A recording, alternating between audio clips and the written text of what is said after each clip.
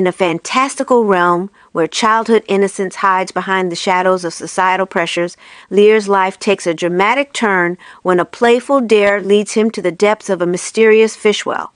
With Elphaba, an enigmatic figure from his past, stepping in to save him from a watery fate, their intertwined destinies unravel a story rich with themes of family dynamics, identity, and resilience. As they face the ghosts of political instability and delve into the weight of heritage in Kiamo Ko, discover how magic, friendship, and the quest for belonging shape their lives in ways they never anticipated. Join us as we explore the powerful connection between these two characters and the challenges they must overcome in a world filled with darkness and hope.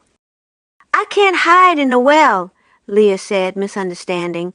"Oh, yes you can," Monik said, delighted. The next round began, and Monik led Liir right down the basement steps. The basement was even damper than usual, with the groundwater seeping through the foundation stones. When they swiveled the lid off the fishwell, they could see the water level had risen, but it was still a good 12 or 14 feet down. "This'll just be fine," Monik said. "Look, if we loop the rope over this hook, the bucket will hold steady enough for you to climb in it. Then, when I let the crank out, the bucket will slowly slide down the side of the well.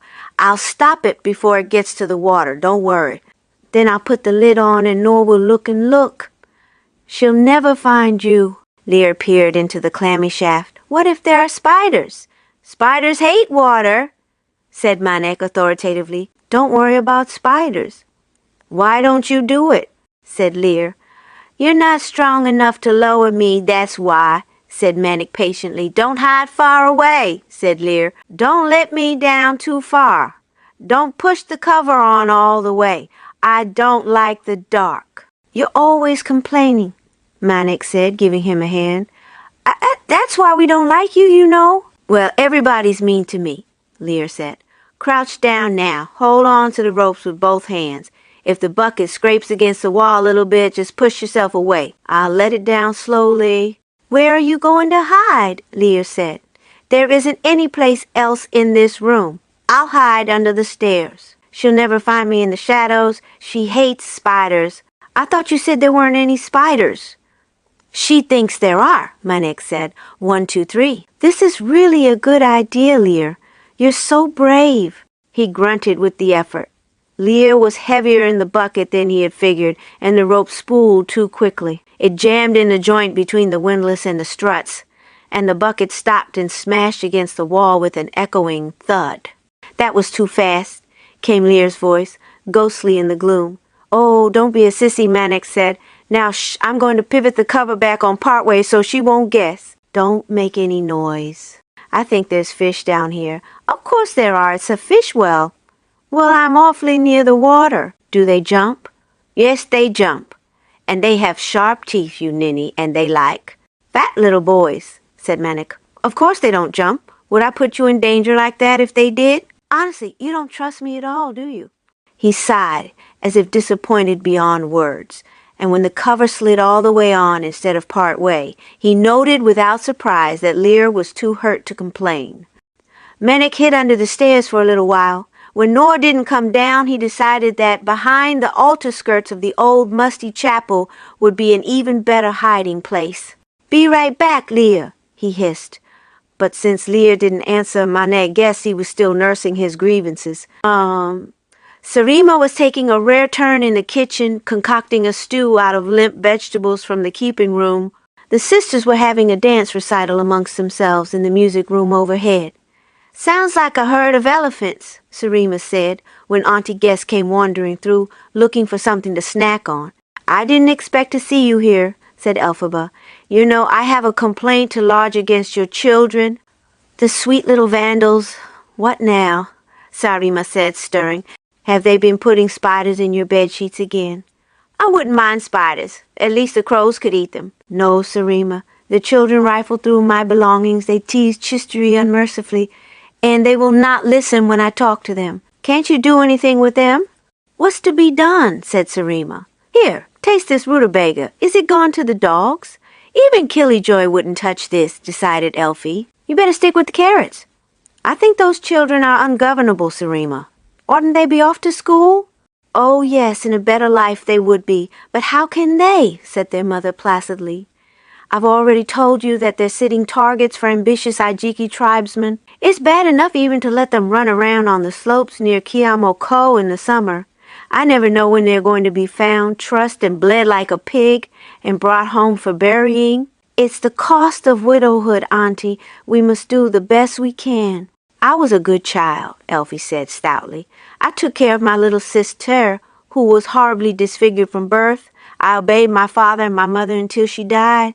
I tramped around as a missionary child and gave testimonials to the unnamed God, even though I was essentially faithless. I believed in obedience, and I don't believe it hurt me.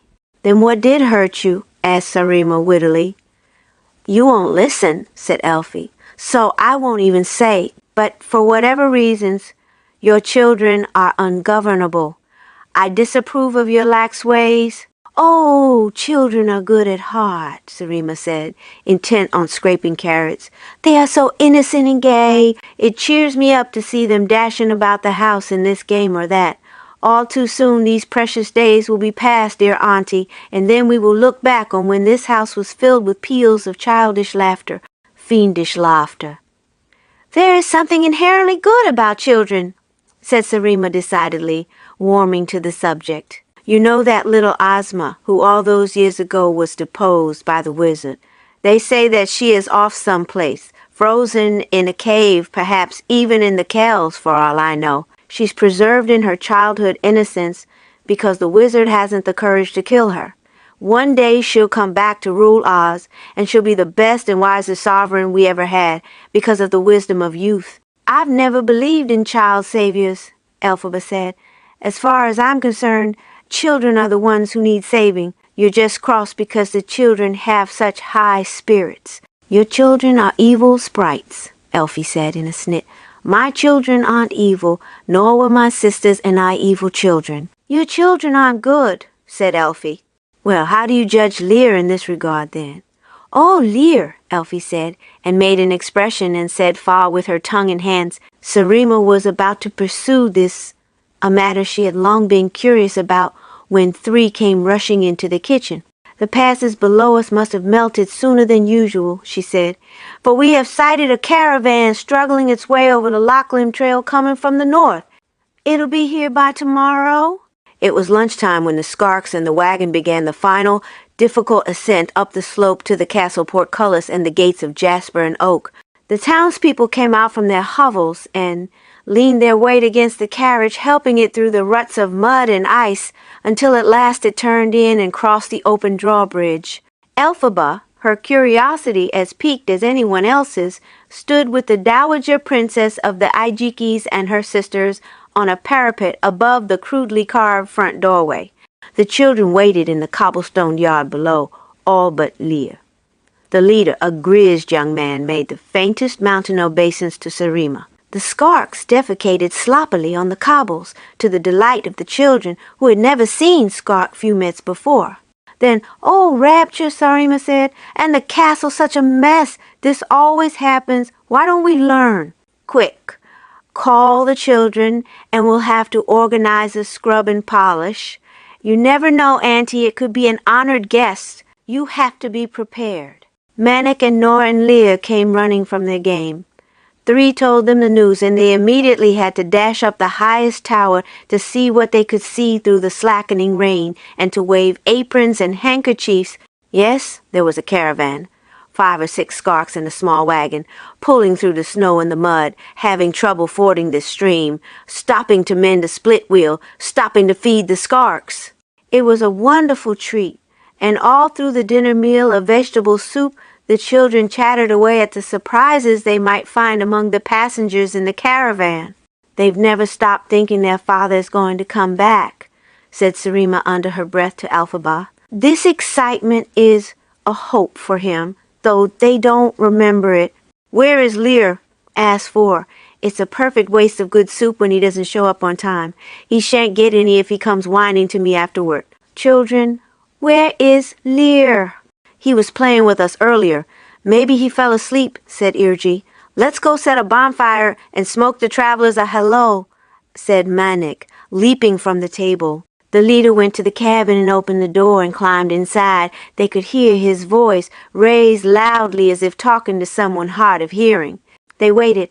The sky was a piercing blue, really almost a spring blue, and the icicles hung from the eaves in dangerous daggers, melting like mad. The sisters all sucked in their stomachs, cursing the extra piece of gingerbread, the honeyed cream in the coffee, vowing to do better. "Please, sweet Lalina, let it be a man." The leader came out again and proffered a hand, and he helped a figure alight from the cabin, an old, creaky, limbed figure in sad, dark skirts and a hideously out-fashioned bonnet, even from the provincial point of view. But Elphaba was leaning forward, cleaving the air with her sharp chin and hatchet nose, and sniffing like a beast. The visitor turned, and the sun struck her face. "Good glory!" breathed Elphie. "It's my old Nanny!" And she left the parapet to run and gather the old woman in her arms. "Human feeling, will you look at that?" said For Sneefi. "I wouldn't have guessed her capable." For Auntie Guess was all but sobbing with pleasure. The caravan leader wouldn't stay for a meal, but Nanny, with her valises and trunks, clearly did not intend to go any farther. She settled in a small, musty room just below Elphaba's and took the endless time it takes the elderly to make her toilet. By the time she was ready to be sociable, dinner was served. A gamey old hen, more rope than flesh, lay in a thin pepper sauce on one of the good salvers. The children were dressed in their best and allowed this once to dine in the formal hall. Nanny came in on the arm of Elphaba and sat at her right hand. Because this was a visitor to Elphie, the sisters had kindly put Elphie's napkin ring at the foot of the table, opposite Sama, a place by custom left vacant, in honor of poor dead Fiyero. It was a big mistake, and they would recognize it almost immediately, as Elphaba never relinquished her advancement. But for now all was smiles and savory hospitality. The only small annoyance besides that Nanny wasn't a young eligible princeling looking for a bride was that Liir still conducted his campaign of sullen disappearance. The children didn't know where he was. Nanny was a tired and fruity old woman, skin cracked like dried soap, hair thin and yellowy white, hands with veins as prominent as the cords around a good Ijiki goat cheese. She communicated wheezily, with lots of pauses to breathe and think, that she had heard through someone named Crope in the Emerald City that her old charge, Elphaba, had attended Tibet in his last days at the cloister of St. Glinda outside the Emerald City. No one in the family had heard from Elphaba in years and years, and Nanny had decided to take it upon herself to find her. The Monts were reluctant at first, but Nanny had persisted, and then she had waited until a new caravan was ready to leave. The Monts had told her about Elphaba's mission in Kiamo Ko, and Nanny had booked passage the following spring. And here she was. "And of the outside world?" asked Tu eagerly. "Let them catch up on family gossip on their own time." "What do you mean?" said Nanny. "Politics, science, fashion, the arts, the driving edge," said Tu. "Well, our redoubtable wizard has crowned himself emperor," said Nanny. "Did you know that?" They hadn't heard. "By whose authority?" asked Five, scoffing. "And furthermore, emperor over what?" "There isn't anyone who has any more authority," he said Nanny calmly. "And who could argue with that? He's in the business of handing out honors annually as it is. He just tacked on an extra one for himself. As for emperor over what, I couldn't say.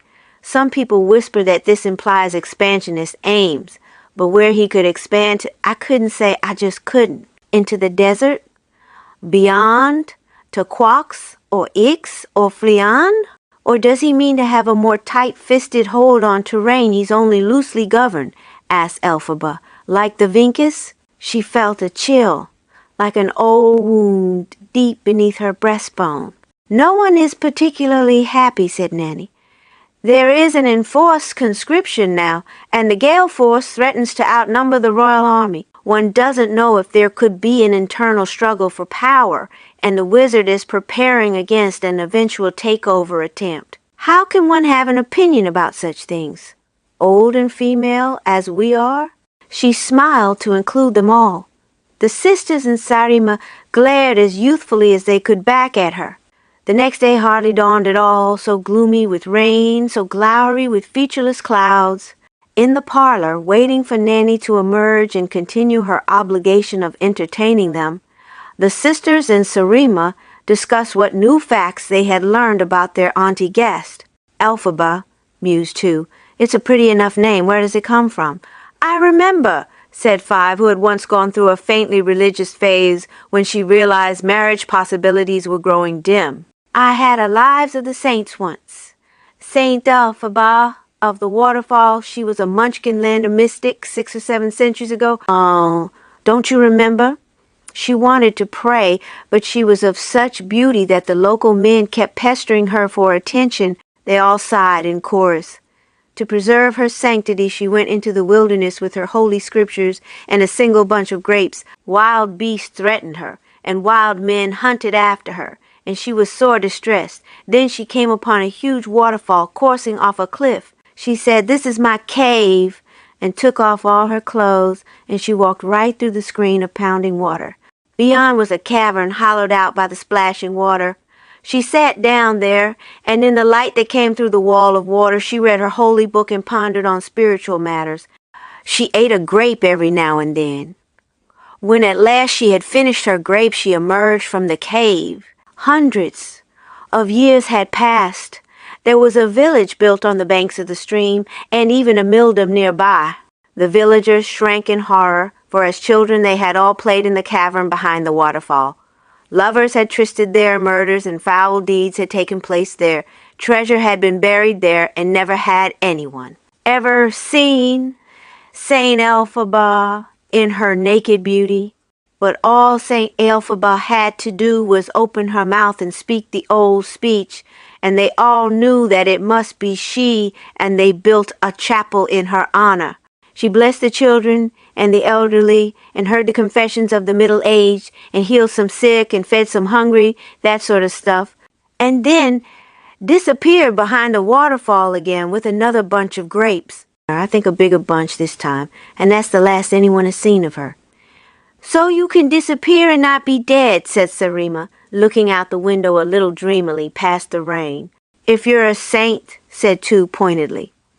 If you even believe it, said Elphaba, who had come into the parlor during the end of the recitation. The re-emerging Saint Elphaba might have been some hussy from the next town over who wanted to give gullible peasants a good going over. That's doubt for you. It scours hope out of everything, Sarima said dismissively. Auntie, you kill me sometimes. You really do. I think it would be charming to call you Elphaba, said Six, because that is a charming story. And it's nice to hear your real name on Nanny's lips. Don't you try it, said Elphie. If Nanny can't help herself, so be it. She's ancient and it's hard to change, but not you. Six pursed her lips as if to make an argument. But just then there was a clattering of feet from downstairs, and Nora and Irji burst into the room. We found Liir, they said. Come on, we think he's dead. He's fallen in the fishwell. They all pounded down the stairs to the basement. Chisri had been the one to find him. The snow monkey's nose had wrinkled when he and the boys passed the fishwell, and he had whined and whimpered and tugged at the weighted cover. Nora and Irji had had an idea to lower him down in the bucket then, but when they swiveled the cover off, the lurid gleam of light on pale human flesh had terrified them. Manik came running when he heard the noise of his mother and the others exclaiming before the well. They pulled Liir up. The water had risen, what with continued melting and the further rain. Liir was like a corpse left in a stream, bloated.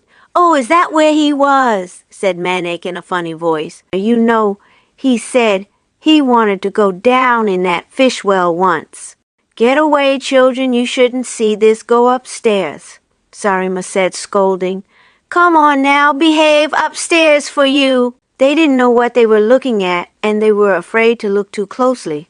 I cannot believe it. This is so terrible, said Manik excitedly, and Elphaba gave him a sharp, hateful look. Obey your mother, she snapped, and Manik made a nasty face, but he and Irji and Nor clomped upstairs and huddled around the open doorway at the top to listen and peer.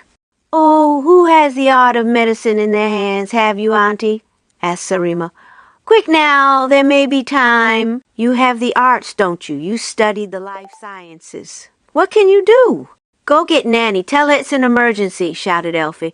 We'll bring him up to the kitchen. Gently now. No, Sarima. I don't know enough. Use your spells, use your magic, exclaimed 5.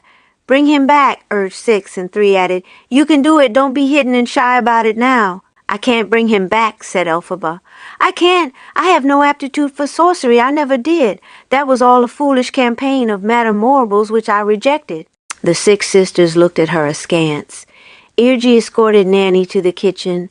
Nor brought the broom. Menek brought the grimoire, and the sisters and Sarima brought the body of Liir, dripping and bloated, and laid him on the butcher's block. Oh, now, who's this one? Mused Nanny, but got to work pumping the legs and the arms, and set Sarima to pressing in at the abdomen. Elphaba flipped through the grimoire. She screwed up her face and hit herself on the temple with her fists and wailed, But I have no personal experience with the soul. How can I find his if I don't know what one looks like? He's even fatter than usual, said Irji. If you prick his eyes out with a magic straw from the magic broom, his soul will come back, said Manik. I wonder why he went in the fishwell, said Nor. I never would. Holy Lurlina, mercy on us, mercy. Sarima weeping, and the sisters began to mumble the service of the dead, honoring the unnamed god for the life departed. Nanny can't do everything, snapped Nanny. Elphaba, be some help. You're just like your mother in a crisis. Put your mouth on his and push air into his lungs. Go on. Elphaba wiped the wet off Liir's pasty face with the edge of her sleeve. The face stayed where it was pushed. She grimaced and nearly vomited and spit something into a bucket, and then she sank her mouth down on the child's and breathed out, pushing into the sour passage her own sour breath. Her fingers tensed at the sides of the butcher's block, gouging splinters. History breathed along with her, breath for breath. He smells like fish, Nor said under her breath. If that's what you look like when you drown, I'd rather burn to death, said Iji. I'm just not going to die, Manik said, and nobody can make me. The body of Liir began to choke. They thought at first it was an involuntary reaction, air from Elphaba's mouth pocketing and blurting out again, and then there was a small stream of yellowish yuck. Then Liir's eyelids moved and his hand twitched of its own accord. Oh, mercy, Sarima murmured. It's a miracle. Thank you, Lelina. Bless you. We're not out of the woods yet, said Nanny. He may still die of exposure. Quick now, off with his clothes. The children watched the silly indignity of grown-up woman tearing stupid Liir's trousers and tunic off. They rubbed him all over with lard. This gave the children a case of the giggles. Then they wrapped Liir in a woolen blanket, which made quite a mess, and prepared to put him to bed. Where does he sleep? Said Sarima. They all looked at one another. The sisters looked at Elphaba, and Elphaba looked at the children. Oh, sometimes on the floor in our room, sometimes on the floor in Nor's, said Manek. He wants to sleep in my bed too, but I push him out, said Nor. He's too fat. There'd be no room for me and my dollies. He doesn't even have a bed? Sarima coldly asked Elphie. Well, don't ask me. This is your house, said Elphie. And Liir stirred somewhat and said, The fish talked to me. I talked to the fish. The goldfish talked to me. She said she was... Hush, little one, said Nanny. Time for that later. She glared around at the women and children in the kitchen. Well, it shouldn't take Nanny to have to find him a proper bed. But if there's none other, for him he can come up to my room and I'll sleep on the floor. Of course not, the very idea, began Sarima, bustling ahead. Barbarians, the lot of you, snapped Nanny, for which no one in Kiamo Ko ever forgave her. Sarima lectured Auntie Guest severely for what had happened to Liir. Elphaba tried to say that it was not her doing, it was not her fault. It was some boy's trick, some game, some dare, she said. Their accusations spent, they fell to talking about the differences between boys and girls. Sarima told Auntie Guest what she knew of the boys' initiation rite in the tribe. They are taken out in the grasslands and left with nothing but a loincloth and a musical instrument. They are required to call forth spirits and animals out of the night, to converse with them, to learn from them, to soothe them if they need soothing, to fight them if they need fighting. The child who dies at night clearly lacks the discretion to decide if its company needs fighting or soothing. So it is correct that he should die young and not burden the tribe with his foolishness. What do the boys say of spirits who approach them? Asked Auntie Guest. Boys say very little, especially about the spirit world, she answered. Nonetheless, you pick up what you pick up. And I think some of the spirits are very patient, very wearing, very obdurate. The lore supposes there should be conflict, hostility, battle, but I wonder, in contact with spirits, if what the boy needs is a good helping of cold anger. Cold anger? Oh yes, don't you know that distinction? Tribal mothers always tell their children that there are two kinds of anger, hot and cold. Boys and girls experience both, but as they grow up, the anger is separate according to the sex. Boys need hot anger to survive. They need the inclination to fight, the drive to sink the knife into the flesh, the energy and initiative of fury. It's a requirement of hunting, of defense, of pride, maybe of sex too. Yes, I know, said Elphaba, remembering. Sarima blushed and looked unhappy and continued, and girls need cold anger. They need the cold simmer, the ceaseless grudge, the talent to avoid forgiveness, the sidestepping of compromise. They need to know when they say something that they will never back down, ever, ever. It's the compensation for a more limited scope in the world. Cross a man and you struggle. One of you wins. You adjust and go on, or you lie there dead. Cross a woman and the universe is changed once again, for cold anger requires an eternal vigilance in all matters of slight and offense. She glared at Elphaba, pinning her with unspoken accusations about Fiyero, about Liir. Elphaba thought about this. She thought about hot anger and cold anger, and if it divided by the sexes, and which she felt, if either, if ever. She thought about her mother dying young, and her father with his obsessions. She thought about the anger that Dr. Dillerman had had, an anger that drove him to study and research. She thought about the anger that Madame Marble could barely disguise, as she tried to seduce the college girls into the secret service of government. She sat and thought about it the following morning, as she watched the strengthening sun beat down on the mounds of snow on the sloping tiled roofs below. She watched the sun bleed ice water out of the icicle, warm and cold working together to make an icicle, warm and cold anger working together to make a fury worthy enough to use as a weapon against the old things that still needed fighting. In a fashion without any way to confirm it, of course, she had always felt as capable of hot anger as any man. But to be successful, one would need access to both sorts. Lift survived, but Manic did not. The icicle that Elphaba trained her gaze on, thinking on the weapons one needed to fight such abuse, it broke like a lance from the eaves and drove whistling downward, and caught him in the skull as he went out to find some new way of beleaguering. Liir, they're calling you a witch. Do you know that? Said Nanny. Now why ever is that? Silliness and stupidity, said Elphaba. When I arrived, I was distanced from my name, after my years at the Monterey, where I was called Sister St. Elphaba. Elphaba seemed like the name of someone long ago. I told them to call Rue Auntie, though I never felt like anyone's auntie, nor would I know what it felt like. I never had any aunts or uncles. Said Nanny. I don't think you're much of a witch. Your mother would be scandalized, bless her soul. Your father, too. They were walking in the apple orchard. A cloud of blossoms thickened the air with scent. The witch's bees were having a field day, humming throatily.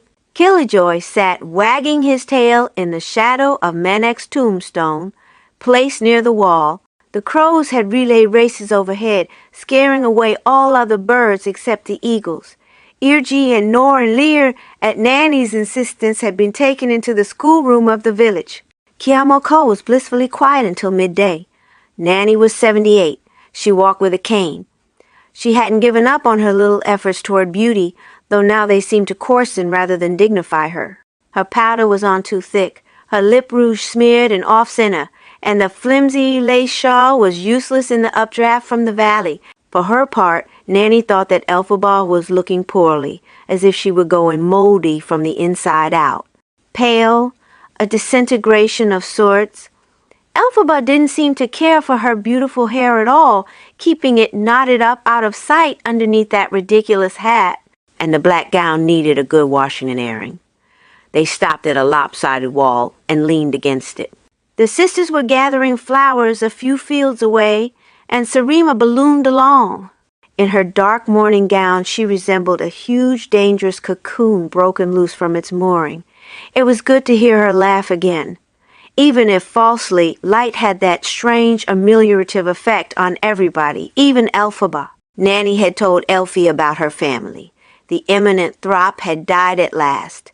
In Elphaba's absence and presumed death, the mantle of eminence had fallen to Nesseros. So, the younger sister was now ensconced in Colwyn grounds, issuing dogmatic statements about faith and blame. Frex was there with her too, his career of ministry almost at an end. As he gave up the effort, his mind was returning to balance. Shell? He came and went. Rumors abounded that he was an agitator for Munchkinland's secession from Oz. He had grown up handsome and fine, in Nanny's biased opinion, straight of limb, clear of skin, direct of speech, bold of heart. He was now in his early 20s. And what does Nesseros think of secession? Elphie had asked. Her opinion about it will be important if she's the eminent Throp now. Nanny reported that Nesseros had grown to be far cleverer than anyone anticipated. She kept her cards close to her chest and issued vague statements about the revolutionary cause. Statements that could be read several ways depending on the audience. Nanny assumed Nesseros intended to set up some sort of theocracy, incorporating into the governing laws of Munchkinland her own restrictive interpretation of unionism. Your sainted father, Frex himself, doesn't know if this would be a good or bad thing, and keeps silent on the matter. He's not much for politics. He prefers the mystical realm. There was, Nanny observed, even some local support for Nesseros's plans. But since Nesseros governed her remarks well, the wizard's armed forces garrison in the area could find no excuse to arrest her. She's adept at this, Nanny admitted. She's taught her well. She stands on her own 2 feet now. The word adept sent chills down Elphie's spine. Was Nesseros even now responding to some sort of spell that Madame Morrible had placed on her those foggy years ago in the parlor at Crage Hall? Was she in fact a pawn, an adept of the wizard, or of Madame Morrible? Did she know why she did what she did? For that matter, was Elphaba herself merely a plain piece of a higher evil power? The recollection of Madame Morrible's proposals for their careers, hers, and Nesseros's and Glinda's, had come back to Elphie with a shock following the recovery of Liir from his saturation and near drowning last winter.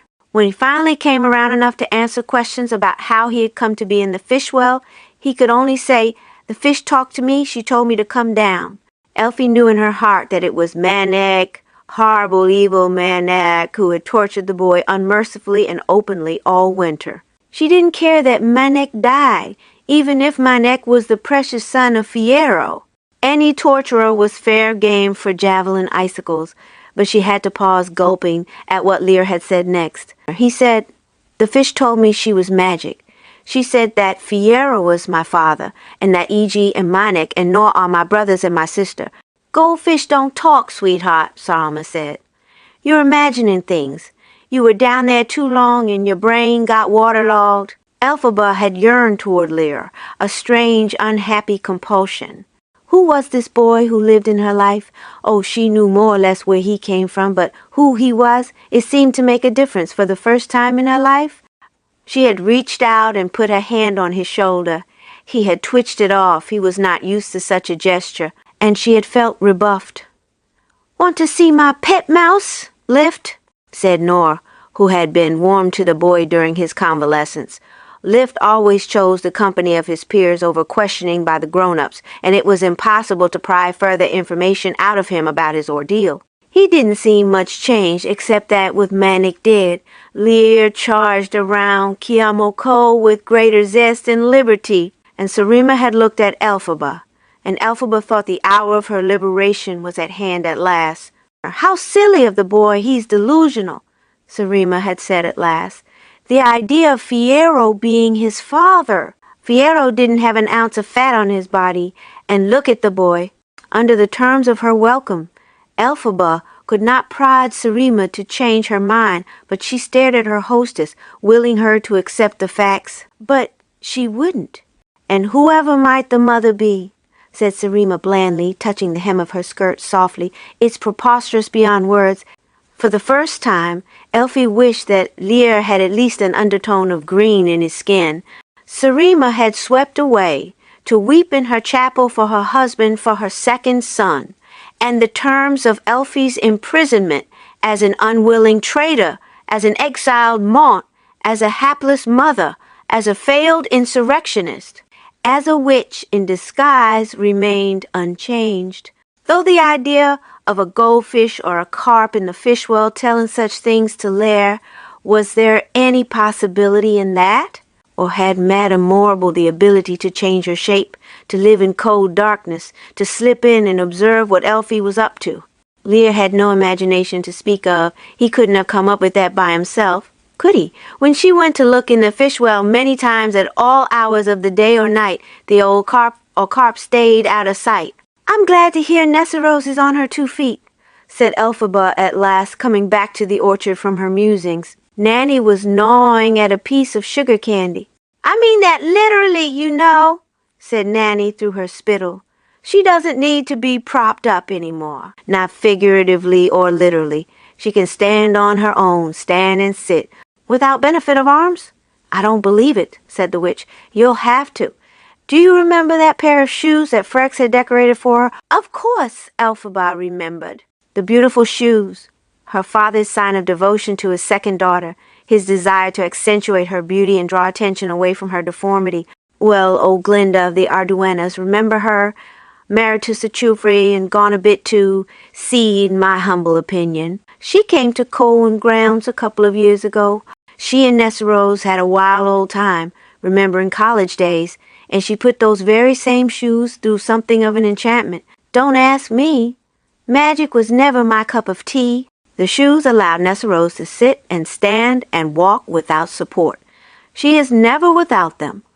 She claims they give her moral virtue too, but then she has buckets more of that than she needs. You'd be surprised how superstitious Munchkinlanders have become these days.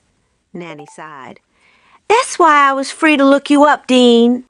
The magic shoes made me redundant. Nanny is out of a job. You're too old to work. You sit and enjoy the sun, said Elphaba. You can stay here as long as you like. You talk as if this is your house, said Nanny. As if you have the right to issue such invitations. Until I'm allowed to leave, this is my house, said Elphie. I can't help it. Nanny shaded her eyes and looked out over the mountains, which in the midday light looked like polished horn. It's too rich to think of you being a witch, after a fashion anyway, and your sister trying out as resident saint.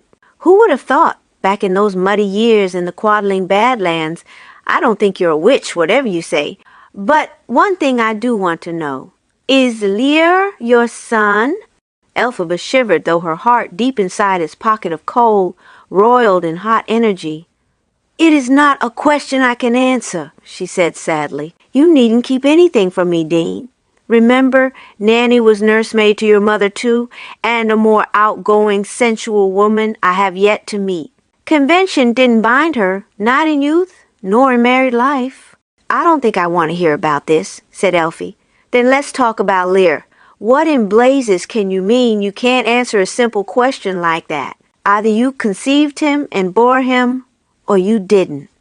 As far as I know, in this world there are no other stories. What I mean, said Elphaba, and the only remark about it I will ever make is this. When I first went to the Montry, under the kind offices of Mother Yackle, I was in no state to know what was happening to me, and I spent about a year in a deathly sleep. It's just possible I brought a child to term and delivered it. I was another full year recovering. When I was first assigned duties, I worked with the sick and the dying and also with abandoned children. I had no more congress with Liir than with any other of several dozen brats. When I left the Montreal to come here, it was under the condition that I would take Liir with me. I didn't question the instruction. One doesn't question the instructions of superiors. I have no motherly warmth toward the boy, she gulped. In case this was no longer true, and I don't feel as if I've ever gone through the experience of bearing a child. I don't quite believe myself. Capable, in fact, although I'm willing to concede that this may be simply ignorance and blindness. But that's all there is to say about it. I'll say no more, and no more will you. Have you an obligation to be motherly to him then, despite the mystery? The only other obligations I'm under are the ones I assign to myself, and that, Nanny, is that. You arc too tart. This situation makes you unhappy. But if you think I came here to raise yet another generation of throps, forget it. Nanny is in her senility now, remember, and happily so.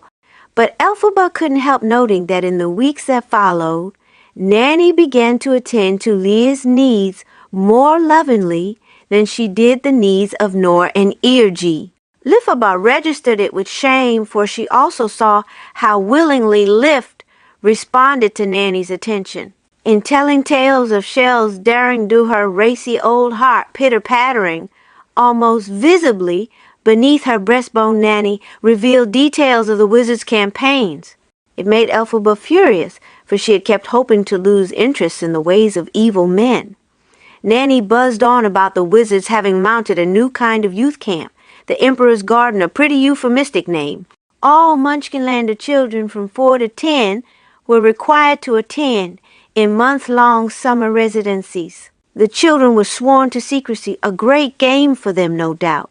Nanny told a long-winded tale more suited to toothless cronies in a fireside inglenook than to a dinner table with upright and repressed Arjiki spinsters, of how Shell, dear stranger brother Shell, disguised himself as a potato man doing deliveries, and got in the gates.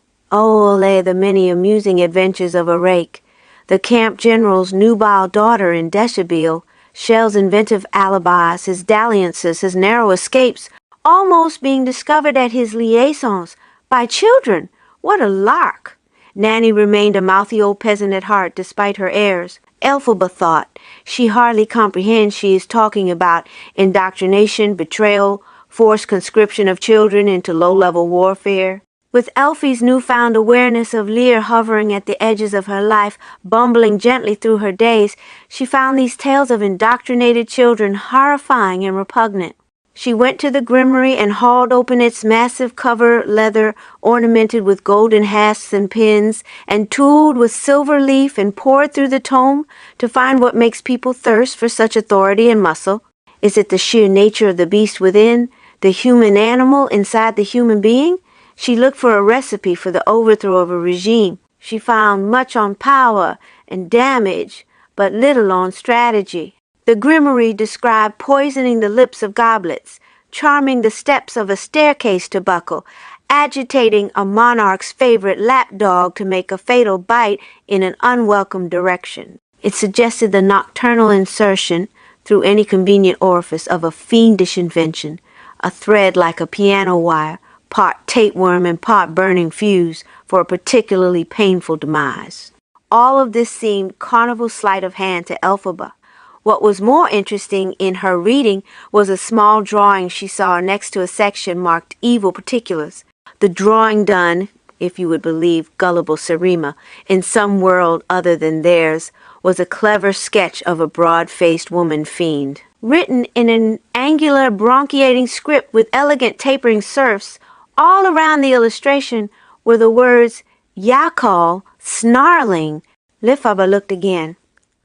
She saw a creature part woman, part grassland jackal, its jaws open, its hand paw lifted to rip the heart out of a spider web, and the creature reminded her of old Mother Yakal from the Montreal. Conspiracy theories, as Sarima had said, seemed to bedevil her thinking. She turned a page. Nothing in the grimoire on how to depose a tyrant, nothing useful. Armies of holy angels were not answerable to her. Nothing there that described why men and women could turn out so horrible, or so wonderful if that ever happened anymore. In truth, the family was devastated over Manic's death. There was an unspoken feeling that somehow Lir's life had been saved at the expense of Manic's. The sisters suffered from that most dreadful of losses, the theft of the adult Manic from their lives. Their sad lot had been bearable all these years because Manic was going to be the man. Fiyero had been, and maybe more. They realized in retrospect that they had expected Manic to restore the fallen fortunes of Kiamo Ko. Feckless Ligi had no more sense of destiny than a prairie dog, and nor was a girl more effidy and distractible than usual. So Sarima, behind her gestures of ecstatic acceptance of life, its joys, its sorrows, its mysteries, as she was fond of elaborating, became more aloof, never close to her sisters. She began to take her meals alone in the solar. Irji and Nor, who had enjoyed a sort of allegiance from time to time against the headstrong malice of Manik, had less to bind them together now. Irji began to moon about in the old Unionist chapel, teaching himself to read better by scrutinizing moldy hymnals and breviaries. Nor didn't like the chapel. She thought the ghost of Manek lingered there, as that was the last place she had seen his body in the unwrapped shroud, so she tried to ingratiate herself with Anti-Witch, but to no avail. "You are out to make mischief with Chistery," snapped Elphie, "and I've work to do. Go bother someone else." She aimed a kick at Nor, who, whimpering and screaming as if it had hit home, left in a funk. Nor took to wandering now that the summer was coming in. Down the high valley, the one with the stream at its bottom, and up the other side, where the sheep were nibbling on the best grass they would get all year. In previous years she would either have been with her brothers, or she would have been forbidden to go climbing alone. This year no one was paying enough attention to her to forbid it. She wouldn't have minded being forbidden. She wouldn't have minded the strap even. She was lonely. One day she wandered particularly far down the valley, luxuriating in the strength and endurance of her strong legs. She was only 10, but a strapping, mature 10. She had hiked her green skirt up into her belt, and because the sun was high and strong, she had shucked off her blouse and tied it like a bandana around her head. She hardly had a swelling here or there on her chest with which to startle any sheep, and anyway, she expected to be able to spot a shepherd from miles away. "How in the world did I come to be here of all places in Oz?" she asked herself, freshly treading upon the terrain of reflection. "Here I am, a girl on a mountain, nothing but wind and sheep and grass like an emerald brush fire, green and golden as Lir's decorations, silky in the updraft, coarse in the downdraft, just me and the sun and the wind, and that group of soldiers coming out from behind the rock." She slid down onto her back in the grass, fixed up her blouse, and raised herself to her elbows, hiding. They were not soldiers such as she had seen before. They were not Arjiki men in their ceremonial brasses and helmets, with theft spears and shields. These were men in brown uniforms and caps, with muskets or something slung over their shoulders. They were wearing a kind of boot rather high and inappropriate for hill walking, and when one of them had stopped and was fiddling with a nail or a stone in his boot, his arm disappeared inside it right up to his elbow. There was a green stripe down the front of their uniforms, and a bar across it, and Nor felt cold, with an unfamiliar sense of anticipation. At the same time she wanted to be seen. What would Manek have done? She asked herself. Irji would run, Liir would puzzle and dither, but Manek would have marched right up to them and found out what was going on. And so would she. She checked once again to make sure her buttons were done up, and then she strode down the slope toward them. By the time she had got all their attention, and the man with the boot off had slipped it back on, she was beginning to rethink the wisdom of the plan. But it was too late to run away now. "Hail," she said in a formal way, using the language of the East, not her own Ijiki vernacular. "Hail and halt. I am the princess daughter of the Ajikis, and this is my valley you are marching your big black boots along." It was broad noon when she delivered them into the castle keep of Kiamo Ko. The sisters were in their summer laundry yard, beating carpets themselves because they didn't trust the local scrub wives to treat them respectfully enough. The sound of boots on cobbles brought the sisters running through an archway, all flushed and dusty, hair wrapped in cotton scarves. Elphaba heard the noise too, and threw her window open and stared. "Not an inch farther until I come down," she called, "or I'll turn you all to rodents, nor come away from them. All of you, come away." "I shall fetch the dowager princess," said two, "if it please you, gentlemen." But by the time Sarima arrived, drowsy from a nap, Elphaba had descended, her broom over her shoulder, her eyebrows up to her scalp. "You have no invitation here," said Elfie, looking more like a witch than ever in her montish skirts. "So just how welcome would you like to be made?" "Who is in charge here?" "You. Who's the senior one? Leads this mission?" "You." "If you please, madame," said someone, a strapping Gillicanese man of about 30. "I am the commander. The name is Cherrystone, and I'm under the Emperor's orders to requisition a house large enough to shelter our party while we are in this district of the Kells. We are doing a survey of the passes to the 1,000-year grasslands." He produced a sweat-stained document from inside his shirt. "I found them, Auntie Witch," said Nor proudly. "Go away! Go inside!" said Elphaba to the girl. "You men aren't welcome here, and the girl has no right to invite you. Turn around and march yourself out over that drawbridge at once." Nor's face fell. "This is not a request, it is an order," said Commander Cherrystone in an apologetic tone. "This isn't a suggestion, it's a warning," said Elphaba. "Go, or suffer the consequences."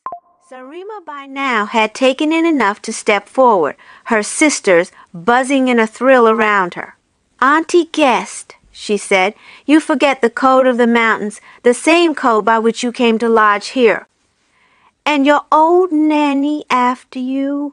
"We do not turn visitors away. Please, sirs, excuse our excitable friend, and excuse us. It has been some time since we saw soldiers in uniform." The sisters were primping away as best they could at such short notice. "I won't have it, Sarima," Elphaba said. "You've never been out of here. You don't know who these men are or what they will do. I won't have it, do you hear? It's the high spirits, the determination. It makes her so much fun to have around," said Sarima, a trifle meanly, as in general she really did enjoy Elphaba's company, but she did not like having her authority usurped. "Gentlemen, this way. I'll show you where you can wash up." Irji wasn't sure what to make of military men, and wouldn't go very near. Whether he was afraid of being conscripted or enchanted, he couldn't say. He dragged a sleeping roll down into the chapel and slept there, now that it was warm enough. It was Nanny's opinion he was going weird. "Believe me, after a life looking after your dear mother's devout husband Frex and your sister after that, I know a religious lunatic when I see one," she said to Elphaba. "That boy ought to be taking some lessons from these men in manliness, whatever else is going on here." On the other hand, Liir was in heaven. He followed Commander Cherrystone around unless he was turned back, and he fetched water for the men and polished their boots in a surfeit of ill-concealed romance. The tramping they did, reconnoitering about the local valleys, mapping the places to ford the river, pinpointing spots for beacons, gave Liir more exercise and fresh air than he had ever had before. His spine, which had threatened to become curved like the arc of a mountain harp, seemed to straighten out. The soldiers were indifferent to him, but they were not manifestly unkind, and Liir took this as approval and fondness. The sisters regained some sense when they stopped to consider what class of man would go into the army. But it wasn't easy. Sarima alone seemed unperturbed by the disturbance to theft routine. She cast about among the villagers and called in favors to help her feed the host of soldiers, and in mixed resentment and fear, her neighbors came up with milk, eggs, cheese, and vegetables. There was stouch or garment from the fishwell almost every evening. And the summer game, of course, quail, bill phoenix, baby roe, which the men proved a dab hand at bringing in themselves. Nanny suspected that the reconnaissance team was helping Sarima over her grief, bringing her back to the family table at least. But Elphaba was furious at them all. She and the commander had words every day. Elphie forbade him to allow Liir to tag along, and she forbade Liir himself to absolutely no effect. Her first true motherly feelings were of incompetence and of being blithely ignored as inconsequential. She could not understand how the human race had ever managed to develop past a single generation. She continually wanted to strangle Liir as a means of saving him from smooth-talking father figures. As Elphie tried harder to ferret out the nature of his mission, with every sidestepping pleasantry, Commander Cherrystone grew more icy and polite. The one thing Elphaba had never been able to manage was a parlor manner, and this soldier of all people was a master at it. Made her feel as she had felt among the society girls at Crage Hall.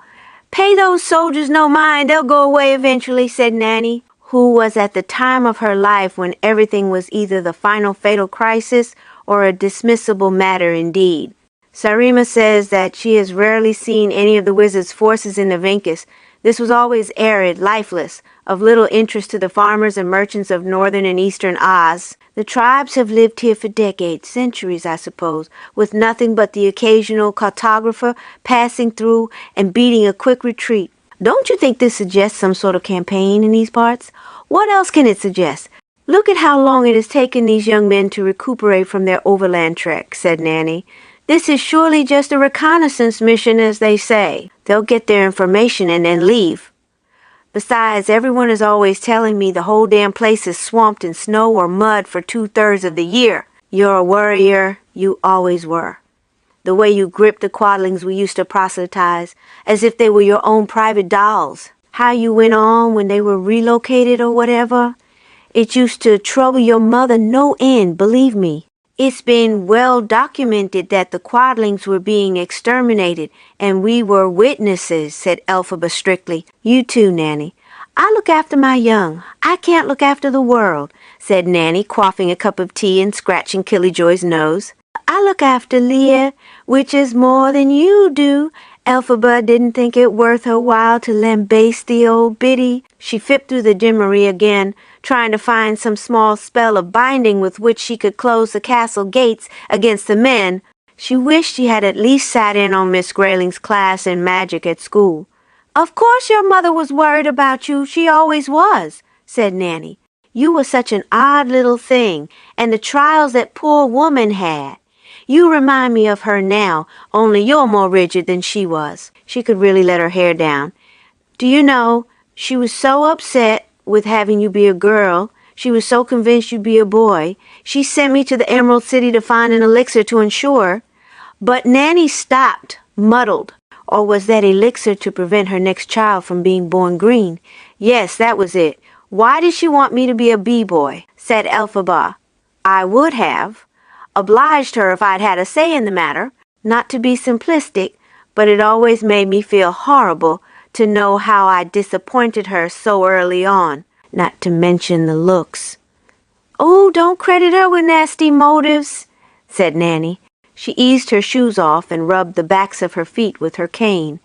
Malena had hated her life at Colwyn Grounds, you know. That's why she contrived to fall in love with Frex and get out of there.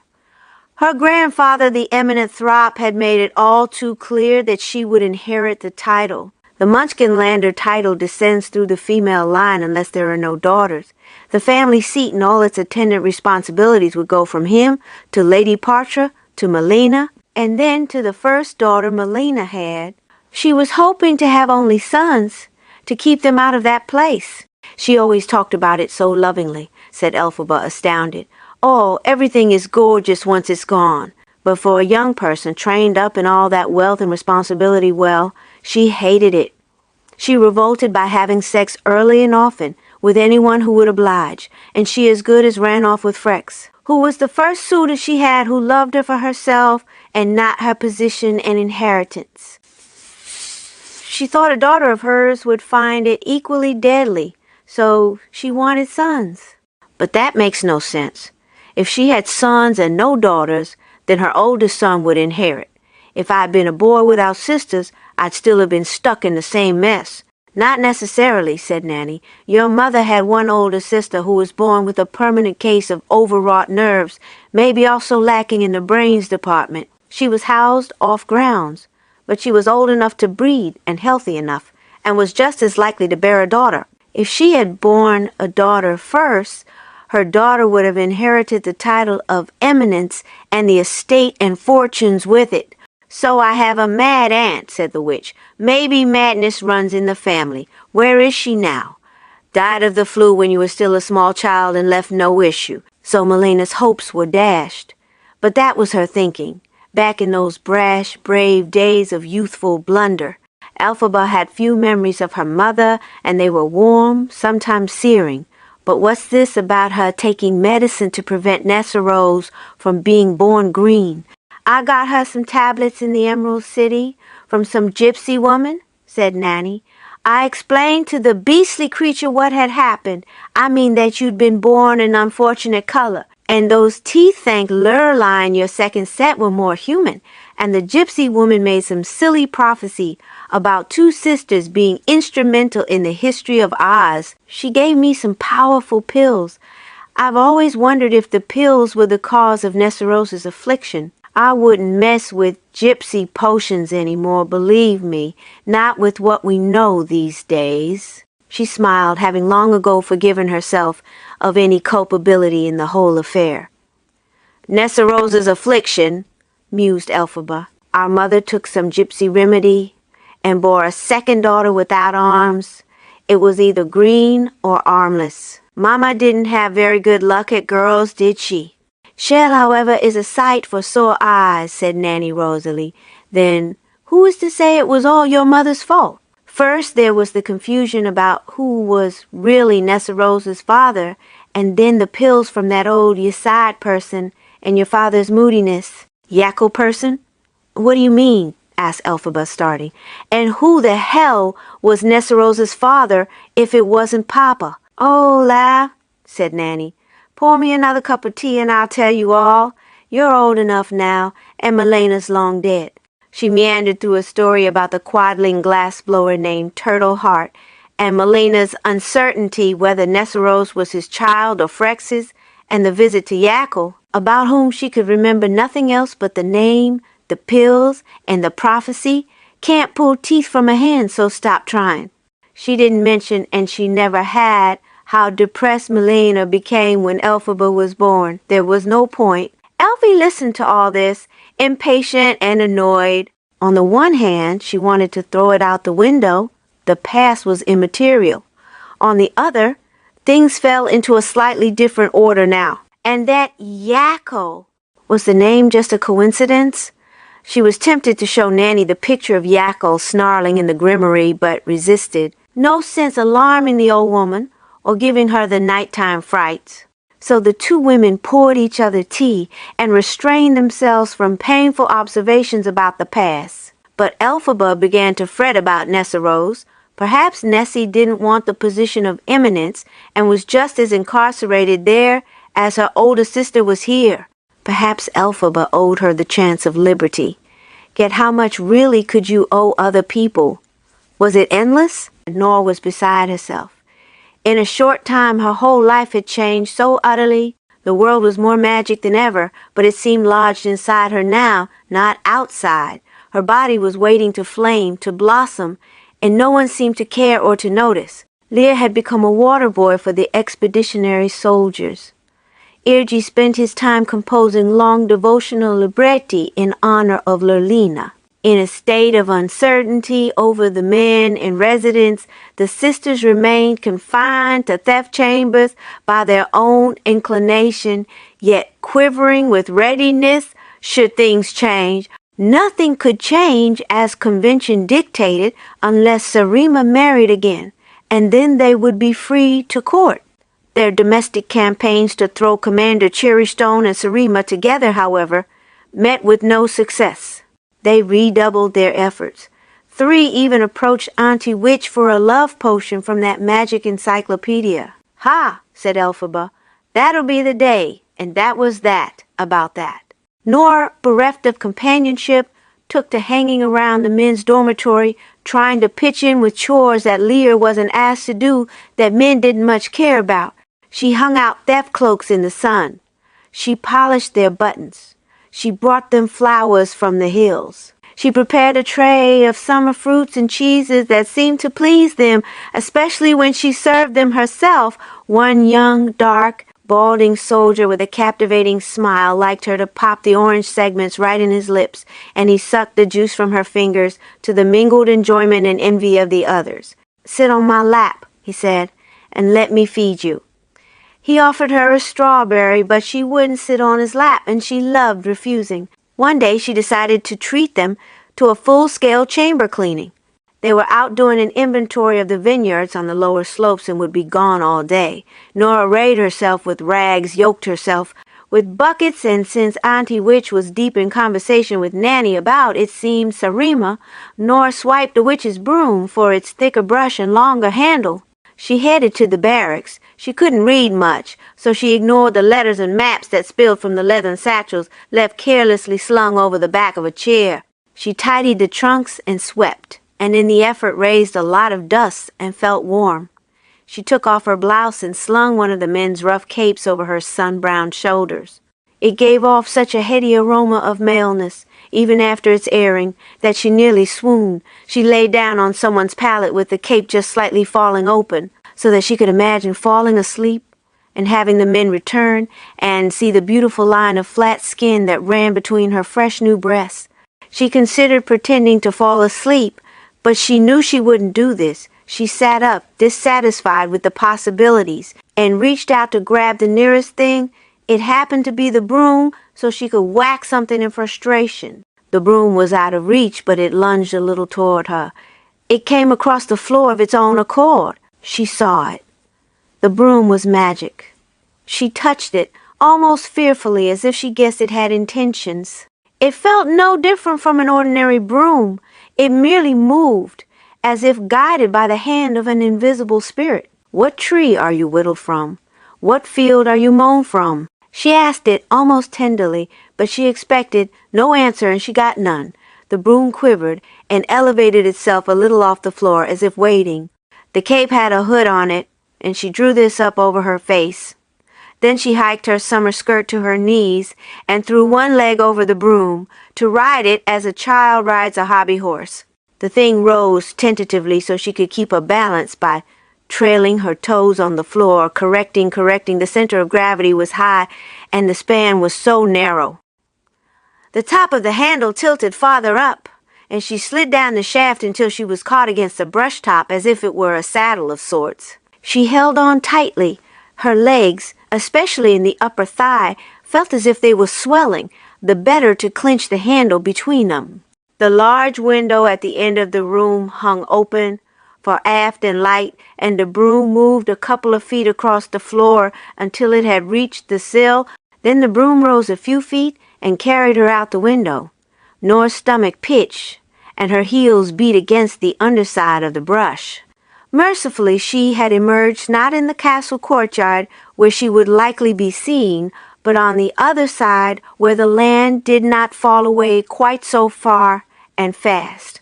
Nora wailed softly in the strangeness and ecstasy of the adventure. The cape flared out, exposing her chest, and how could she ever have imagined she wanted to be seen without a blouse? "Oh, oh," she cried, but whether to the broom or to some guardian spirit she did not know. She shuddered with exposure and shock, and the broom rose higher and higher until it had come to a level with the uppermost window, which was in the witch's tower. The witch and her nanny were watching open-mouthed with cups of tea halfway to their lips. "You come down from there at once," ordered the witch. Nor didn't know if it was she who was being addressed or the broom. She had no reins to tug, no words of magic to wield. However, the broom, apparently chastened, turned back, descended, and made a somewhat clumsy landing on the floor of the men's barracks. Nora flung herself off, weeping and shivering, and reclothed herself properly. She didn't want to touch the broom again, but when she picked it up, the life had gone out of it, and she carried it up to the witch's apartments, expecting a severe reprimand. "What were you doing with my broom?" barked the witch. "I was cleaning the soldiers' quarters," gabbled Nora. It's such a mess. There are papers all over, their clothes, their maps. Keep your hands off my things, you, said the witch. What kinds of papers? Plans, maps, letters. I don't know, said Nora, regaining her spunk. Go look for yourself. I didn't pay attention. The witch took the broom and appeared to consider hitting Nora with it. Don't be a fool, Nora. Stay away from those men, she said coldly. Stay away from them. She raised the broom like a truncheon. They'll hurt you as soon as spit at you. Stay away from them, I say, and stay away from me. Elphaba remembered that the broom was given her by Mother Yakko. The young woman had seen the old Morn as crippled, senile, a bother, but now Elphaba looked back and wondered if there was more to her than met the eye. Was that broom magic by Mother Yakko, with a vestige of some combricial instinct, or did Nora have a power developing in her, and did she bring it out in the senseless broom? Nora apparently was a fervid believer in magic. Maybe the broom was waiting to be believed in. Would it fly for Elphaba too? One night when everyone else had retired, Elphaba brought the broom out to the courtyard. She felt a little foolish, crouching down on the broom like a child on a hobby horse. Come on, fly, you fool thing, she muttered. The broom twitched back and forth in a naughty way, enough to raise welts in her inner thighs. I'm not a blushing schoolgirl. Stop that nonsense, said Elphaba. The broom rose 1.5 feet and then dumped Elfie on her rear end. I'll set you afire, and that'll be the end of you, said Elphaba. I'm too old for this sort of indignity. It took 5 or 6 nights of trying before she managed even to hover 6 feet off the ground. She had been useless in sorcery. Was she doomed to be useless at everything? It was a pleasure, finally, to scare the barn owls and bats senseless, and it was good to be abroad. When she had more confidence, she wobbled far down the valley to the remains of the Ozma Regent's attempt at a dam. She rested and hoped that she wouldn't have to walk back. She didn't. The broom was resistant to her intention, but she could always threaten it with fire. She felt like a night angel. In midsummer, an Ijiki trader came along with pots and spoons and spools of thread, and he carried with him some letters left at an outpost farther north. Among them was a note from Frex. Apparently Nanny had told him of her intentions to hunt Elphaba down, and he wrote to the Montry, which had forwarded the letter on to Kiamo Ko in the Vinkis. Frex wrote that Nessarose had orchestrated a revolt, and that Munchkinland, or most of it anyway, had seceded from Oz and set itself up as an independent state. Nessarose, as the eminent Throp, had become the political head of state. Frex apparently thought this was Elphaba's birthright, and that she should come to Colwyn Grounds and challenge her sister for it. It may be she isn't the right woman for the job, he wrote, though Elphaba found his apprehension surprising. Wasn't Nessarose the warmly spin-tool daughter that Elfie could never be? Elphaba had no thirst for leadership and did not want to challenge Nessarose in any way. But now that the broom seemed able to carry her for long distances, she wondered if she could fly by night to Colwyn Grounds and spend a few days seeing Papa, Nessie, and Shell once again. It had been a dozen years since she left Nessie and Shiz, drunk and sobbing following the death of Alma Clutch. For Munchkinland to be free of the wizard's iron grip, that alone would be worth the trip. It made Elfie grin a bit at herself to feel her old contempt for the wizard flare up. Perhaps this was what healing meant after all. To be safe, one afternoon Elphaba went through the soldiers' empty barracks. She pawed through their papers. All the documents related to issues of mapping and geological survey. Nothing else. There seemed to be no hidden agenda of threat to the Arjikis or the other Vinkis tribes.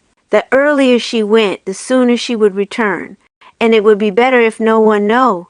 So she told everyone she was taking a period of isolation in her tower, and she wanted neither food nor visitors for some days.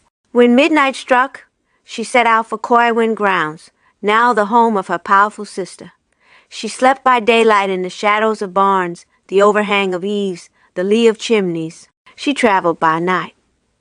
In the gloom, eyes spread out below, she hovered above it at about 80 feet, near as she could reckon, and the countryside made its geographical transformations with the ease of a vaudeville backdrop on. Rollers, The hardest passage was down the steep flanks of the great Kells. Once free of the Mountaires, however, she saw Oz level out into the rich alluvial plain of the Gillikin River.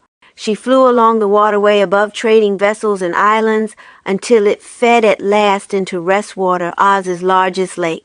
She kept to its southern edge and took a whole night to traverse it as it endlessly lapped in black, oily silk waves into sedge and swamp.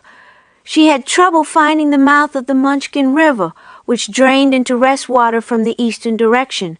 Once she did, though, it was easy to locate the yellow brick road.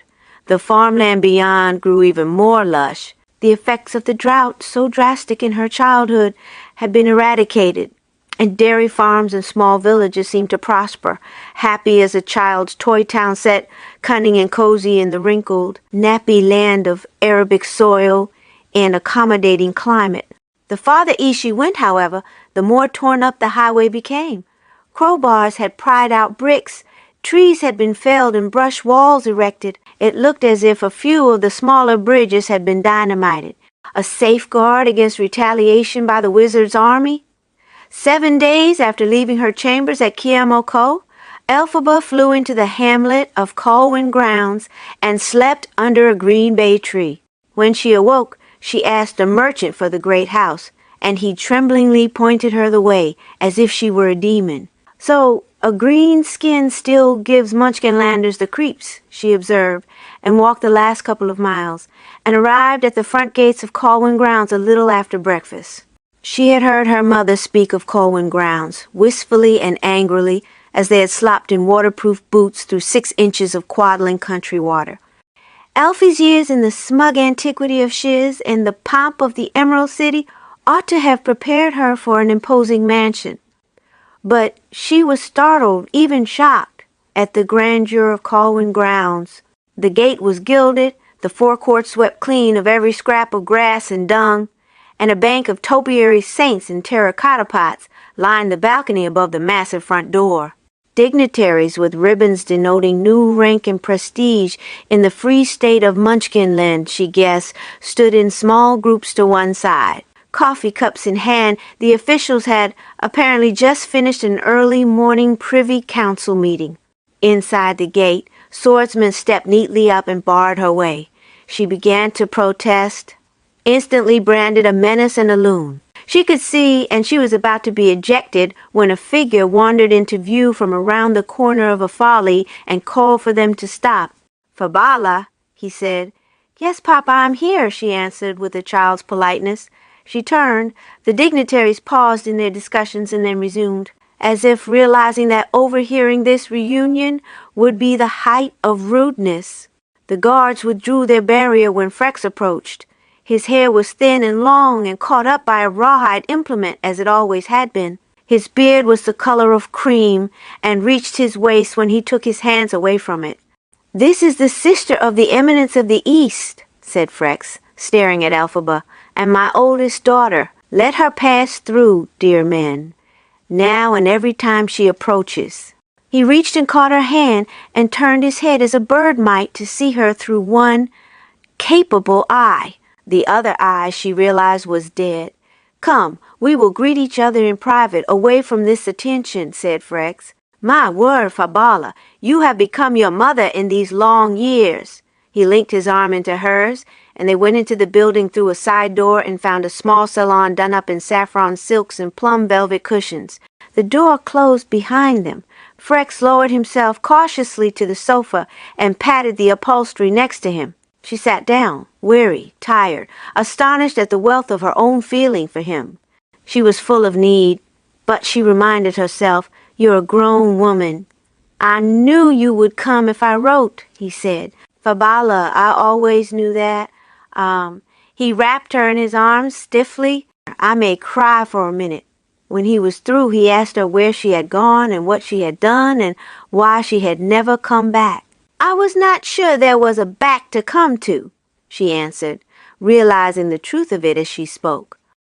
"When you finished converting a town, Papa, you moved on to new fields. Your home was in the pasture of souls. Mine never was. Besides, I had my own work to do," she added a moment later in a low voice.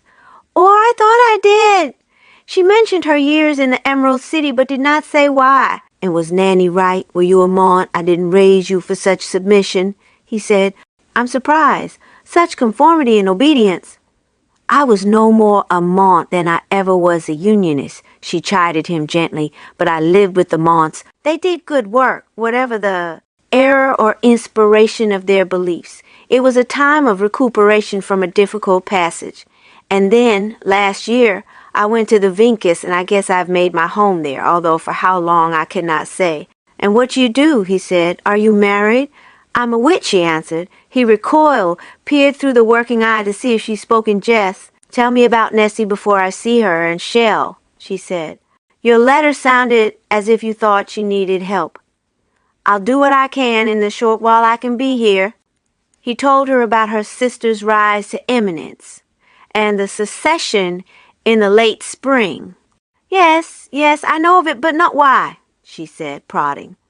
So he described the burning of a grange where opposition meetings had been gathering, the reported rape of a couple of Munchkinlander maidens following a cotillion of the wizard's army garrison near Dragon Cupboard. He mentioned the massacre at Far Pluru and the heavy taxation on farm crops. The last straw, he said, as far as Nessie was concerned anyway, was the callow despoiling by the wizard soldiers of simple country meeting houses. Unlikely last straw, said Elphaba.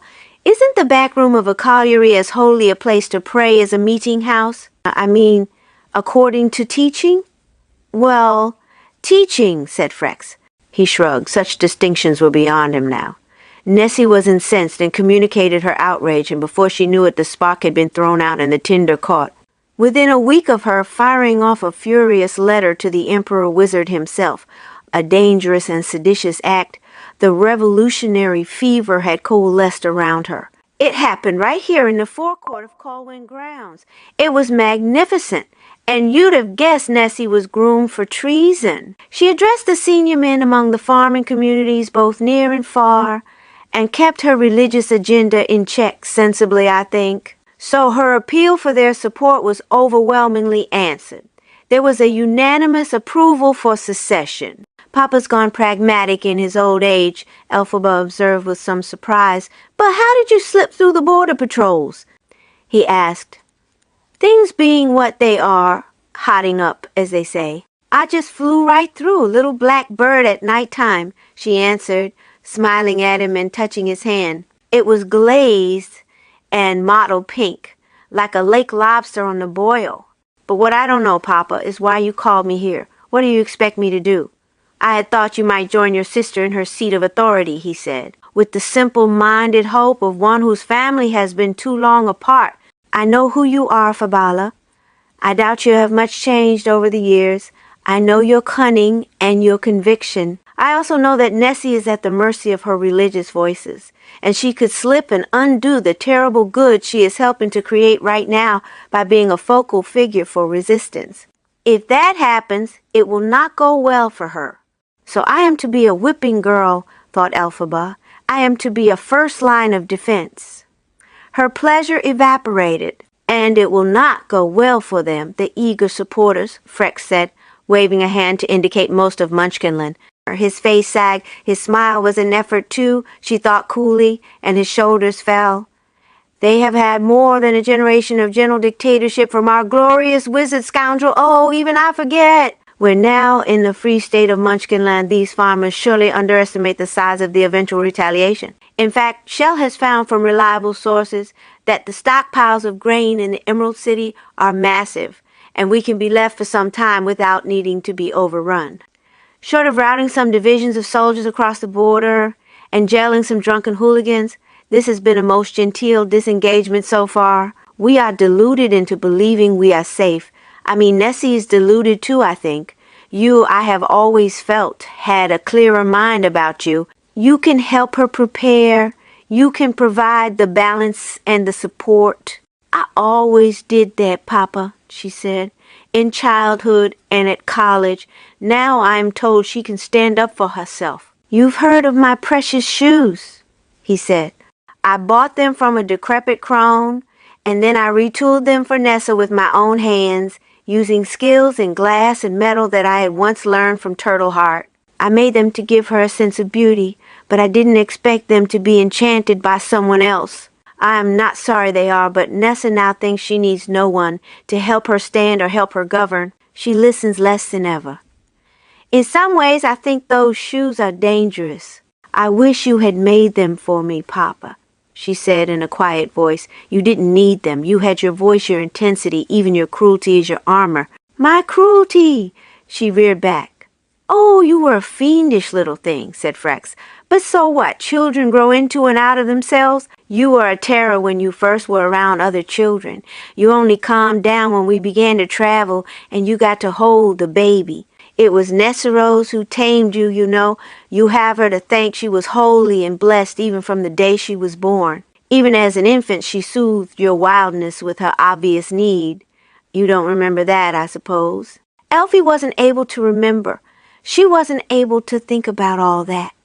Even the idea of being cruel was slipping from her. Instead, she was trying to feel fondness toward her father, despite the exhaustion of being commandeered to be a second lieutenant once again in service of dear needy Nessarose. She concentrated on her father's concern for the citizens of Munchkinland. Ever a pastoral sensibility, his. Though rejecting his theology, she adored him for his commitment. I must hear more about Turtle Heart one day, she said in a light voice. But now I suppose I should go greet my sister. And I will think about what you say, Papa. I can't imagine being part of a governmental troika with you and Nessarose or a committee should Shell be involved too, but I'll suspend judgment for a while. And Shell, Papa, how is he? Behind enemy lines, so they say, Frex answered as she got up to leave. He is a foolhardy boy and will be among the first casualties once this really gets going.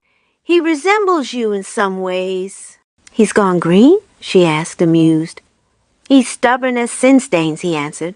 Nessarose was secluded in an upstairs parlor, conducting her morning meditation. Frex saw that Elphaba was given license to wander about the house and domain. After all, in another configuration of events, Elphaba could have been, or could yet become, the eminent Throp, the eminence of the East. The nominated head of the Free State of Munchkinland? Frex watched his green daughter amble down Marble. Oradors, dragging her broom like a charwoman, gazing at the ormolu, the damask, the fresh flowers, the servants in livery, the portraits. He felt, as always, a twinge of pain deep in his breast for the hidden and unknowable things that he had done wrong in raising her. But he was glad that she was here at last. Elphaba found her way into a private chapel at the end of a hail of poish mahogany. It was Baroque rather than ancient, and it was in the midst of being redecorated. Nessarose must have ordered the frescoes to be whitewashed. Perhaps the succulent images would distract people from theft meditative tasks. Elphie sat on a bench on the side, amidst buckets of limestone wash and paintbrushes and ladders. She did not pretend to pray, though she felt very uneasy about this whole thing. She trained her gaze to focus her mind on a huge section still boasting its images. It featured several rotund angels levitating with the aid of sizable wings. Theft garments had been cut to accommodate the anatomical irregularities she saw.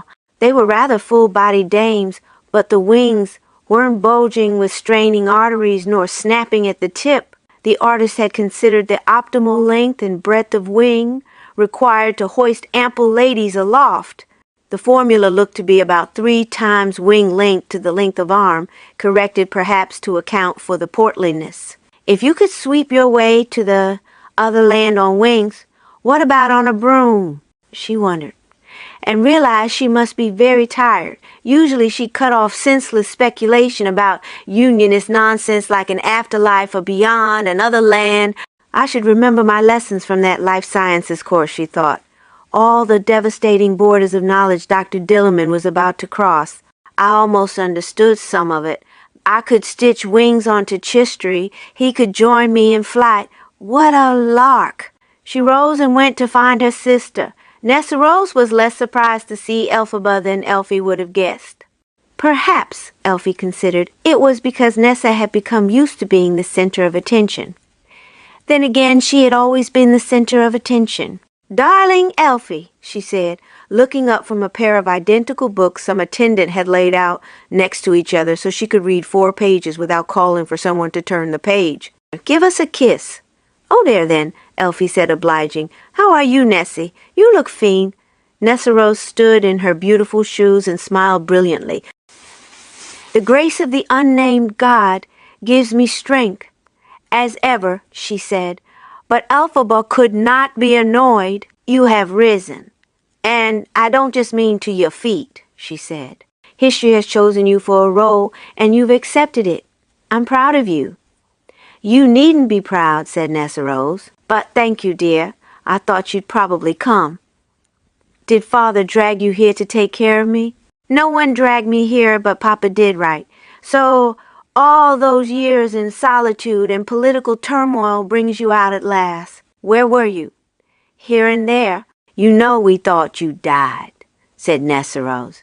"Drape that shawl around my shoulders and fix it with a pin, will you, so I needn't call a maid?" "I mean that awful, awful time when you left me alone in 5 Hertz. I am still furious with you about it. I just remembered." She curled her lip prettily. Elphaba was glad to see she possessed at least a residual sense of humor. "We were all young then, and perhaps I was wrong," said Elphie. "It didn't do you any lasting harm anyway, at least not so I can see. I had to put up with Madame Morrible all by myself for 2 more years. Glinda was a help for a while. Then she graduated and went on. Nanny was my salvation, but she was old even then. She's gone on to you lately, hasn't she? Well, back then I felt horribly alone, only my faith saw me through." "Well, faith will do that," said Elphie, "if you've got it. You speak as one still living in the shadowland of doubt. In fact, I think we have more important things to discuss than the state of my soul or lack thereof. You have a revolution on your hands. Sorry, I guess I've gotten out of the habit. And you're the resident commander general. Congratulations." "Oh, tiresome events of the distracting world. Yes, yes," said Nessarose. "Look, it's just beautiful out there in the gardens. Let's go walk for a bit and get some air. You look green about the gills. All right, I deserve that. And there's plenty of time to go into diplomatic matters. I have a meeting in a little while, but there's time for a stroll. You should get to know this place. Let me show it to you." Elphaba could only get Nessarose's attention for small snatches of time. However dismissive of the demands of leadership, Nessarose was clear-headed about her schedule and spent hours preparing for meetings. And at first the discussion was frivolous family memories, school days.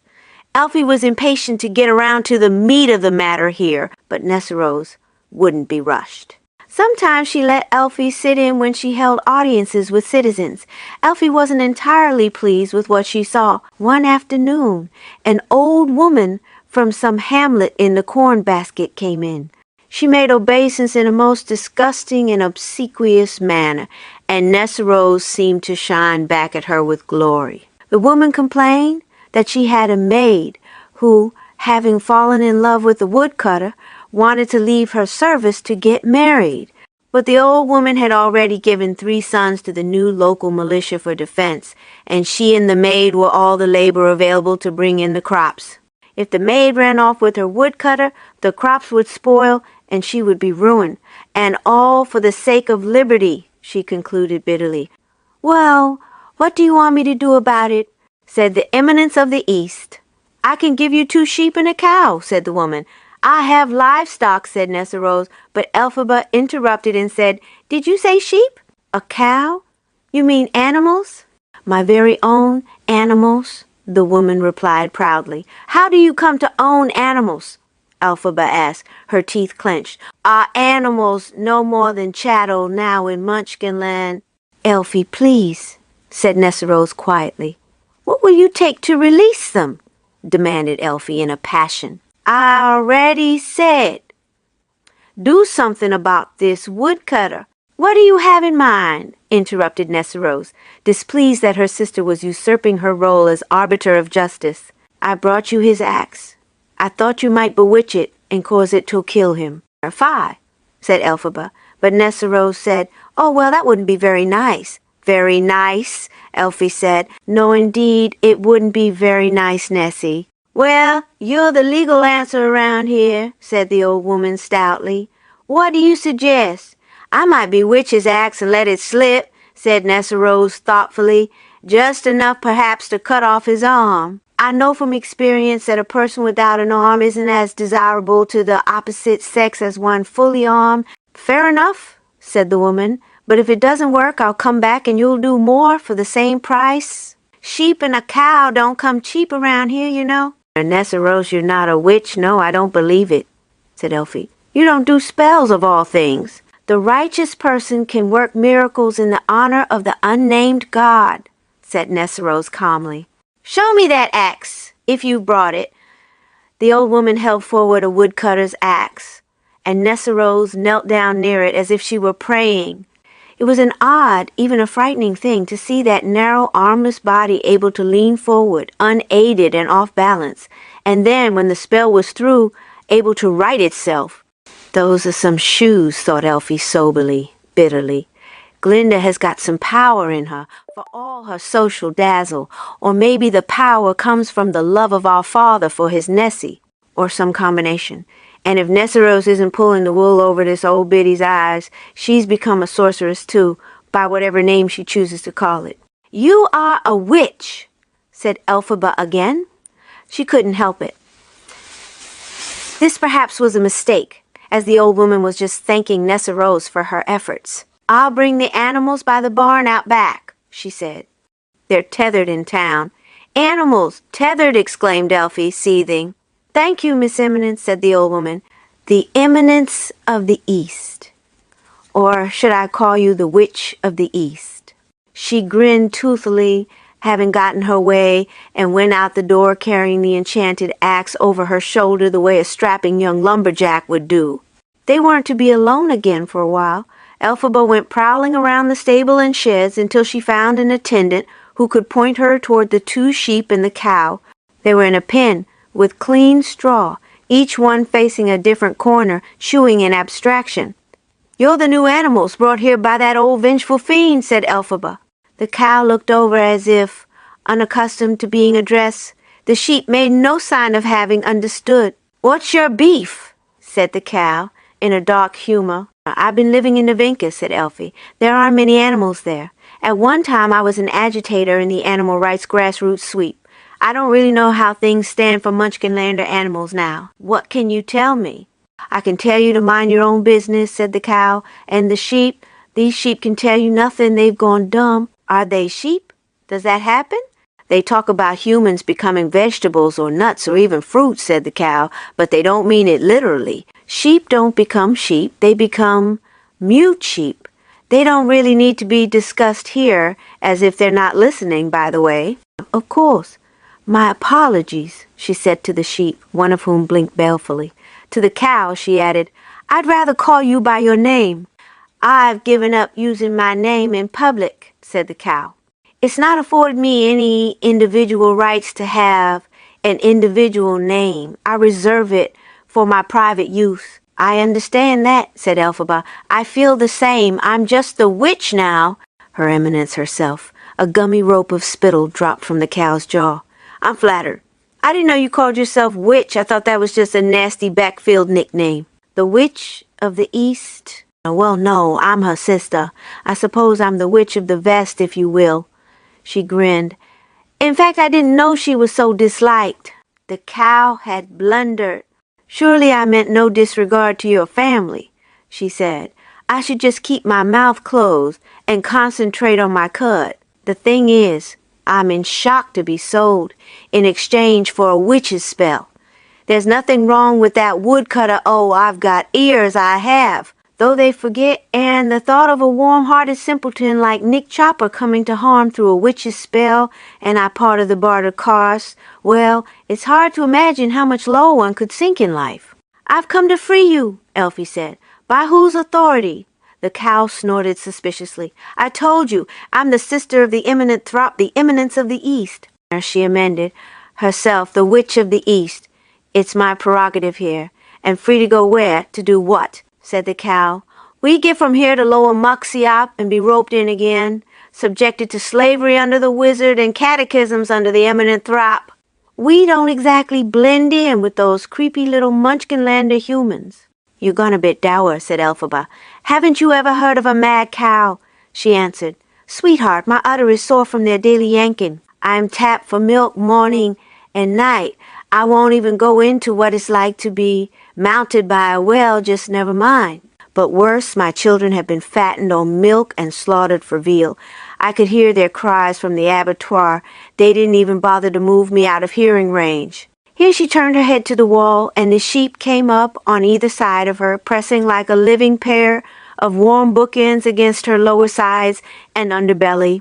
Elphaba said, I can't be sorrier or more ashamed. Look, I was working with Dr. Dillerman, have you heard of him, in Shiz years ago? I went to the wizard himself to protest what was happening. Oh, the wizard doesn't show himself to the likes of us, said the cow after she had regained her composure. I don't feel like talking anymore. Everybody's on your side until they want something from you.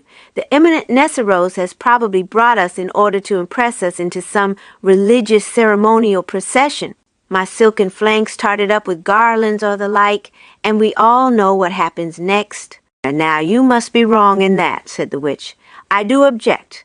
Nesseros is a strict unionist.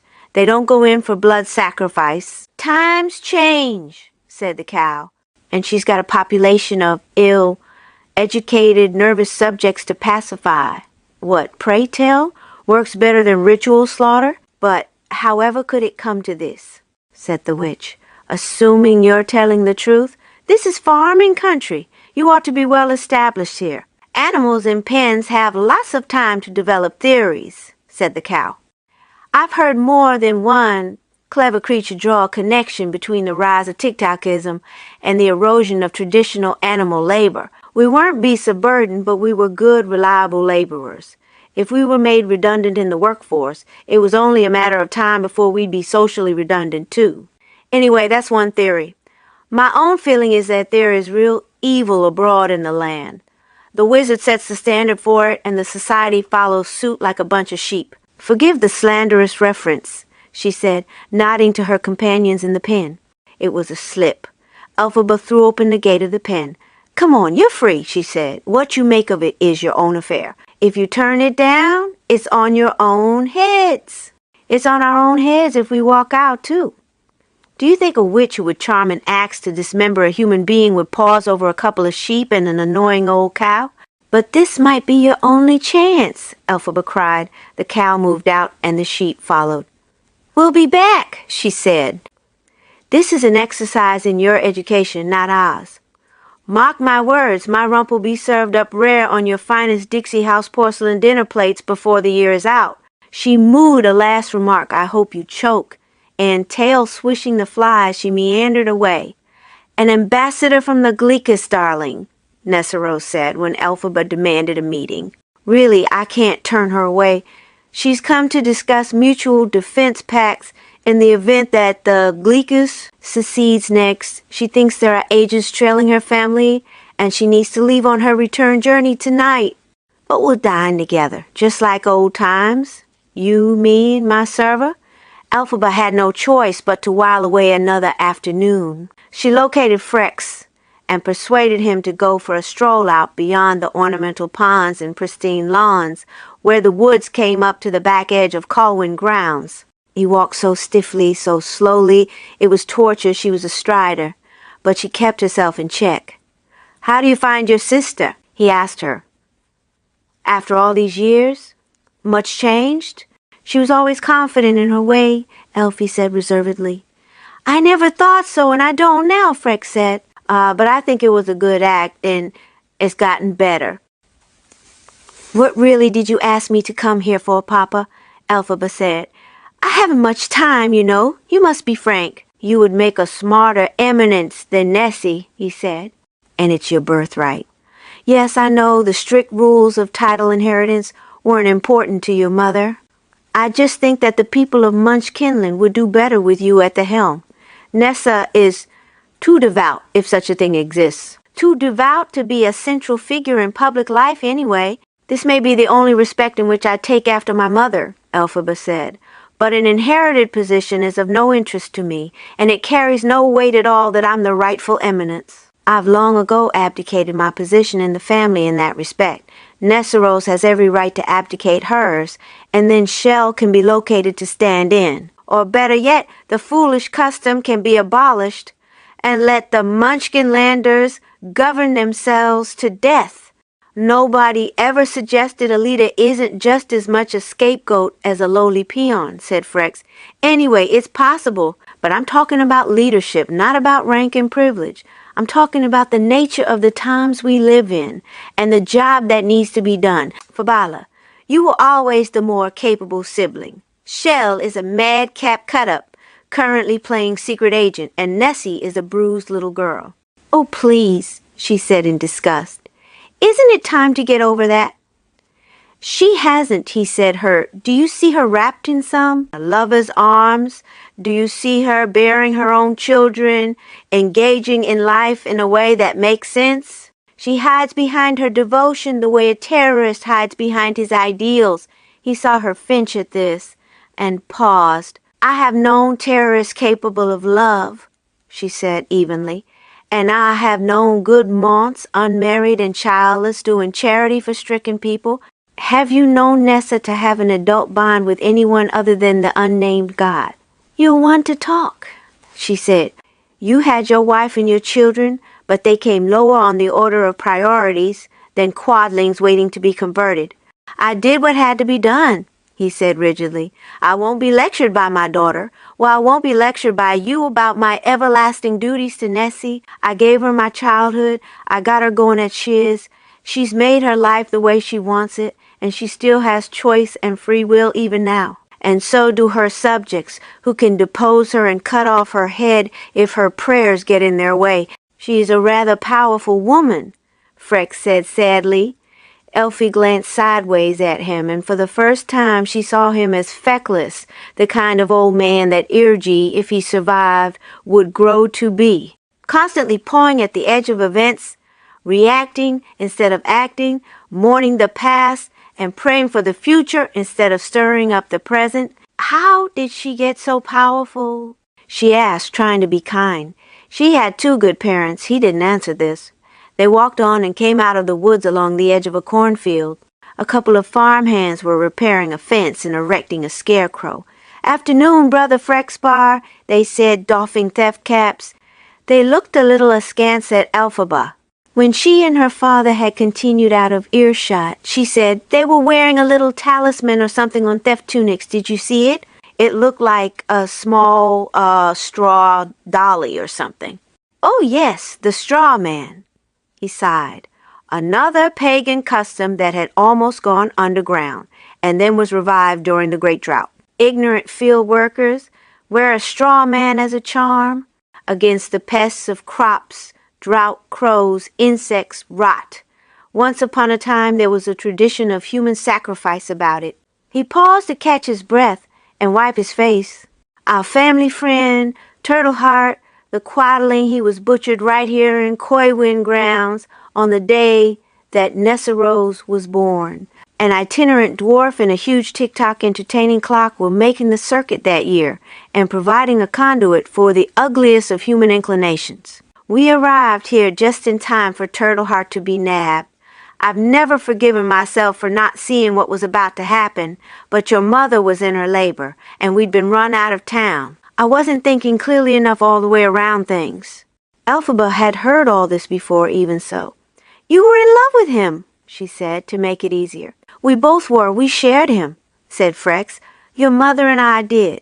It was a lifetime ago, and I don't know why anymore. I don't think I knew why then. I haven't loved anyone else since your mother died, except, of course, my children. Vat, a brutal history of sacrifices, she said. I was just talking to a cow who expects to be a blood victim. Is that possible? The more civilized we become, the more horrendous our entertainment, said Frex. And it'll never change? Or will it? I remember the etymology of the word Oz, at least as proposed at a lecture by our head, Madame Morrible. She said that academics were inclined to locate the root of the term in the Gillicanese cognate OOS, which carries freights of meaning about growth, development, power, generation. Even ooze, with its distant companion noun virus, is thought to belong to the same general family. The older I get, the more accurate this derivation seems to be.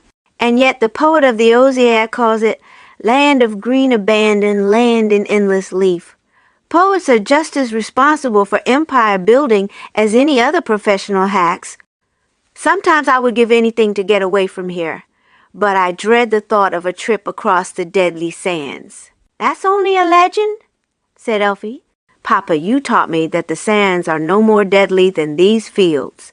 That reminds me of the other theory, that Oz is related to the word oasis. That the nomadic peoples of the north thought of Gilligan, time beyond thinking, when Oz was first discovered and settled.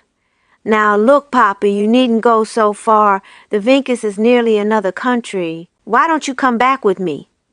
I would love to, honey, he said. But how could I leave Nessarose? I never could. Even if she's Turtleheart's daughter and not yours, she said stingingly because stung. Especially if that, he answered.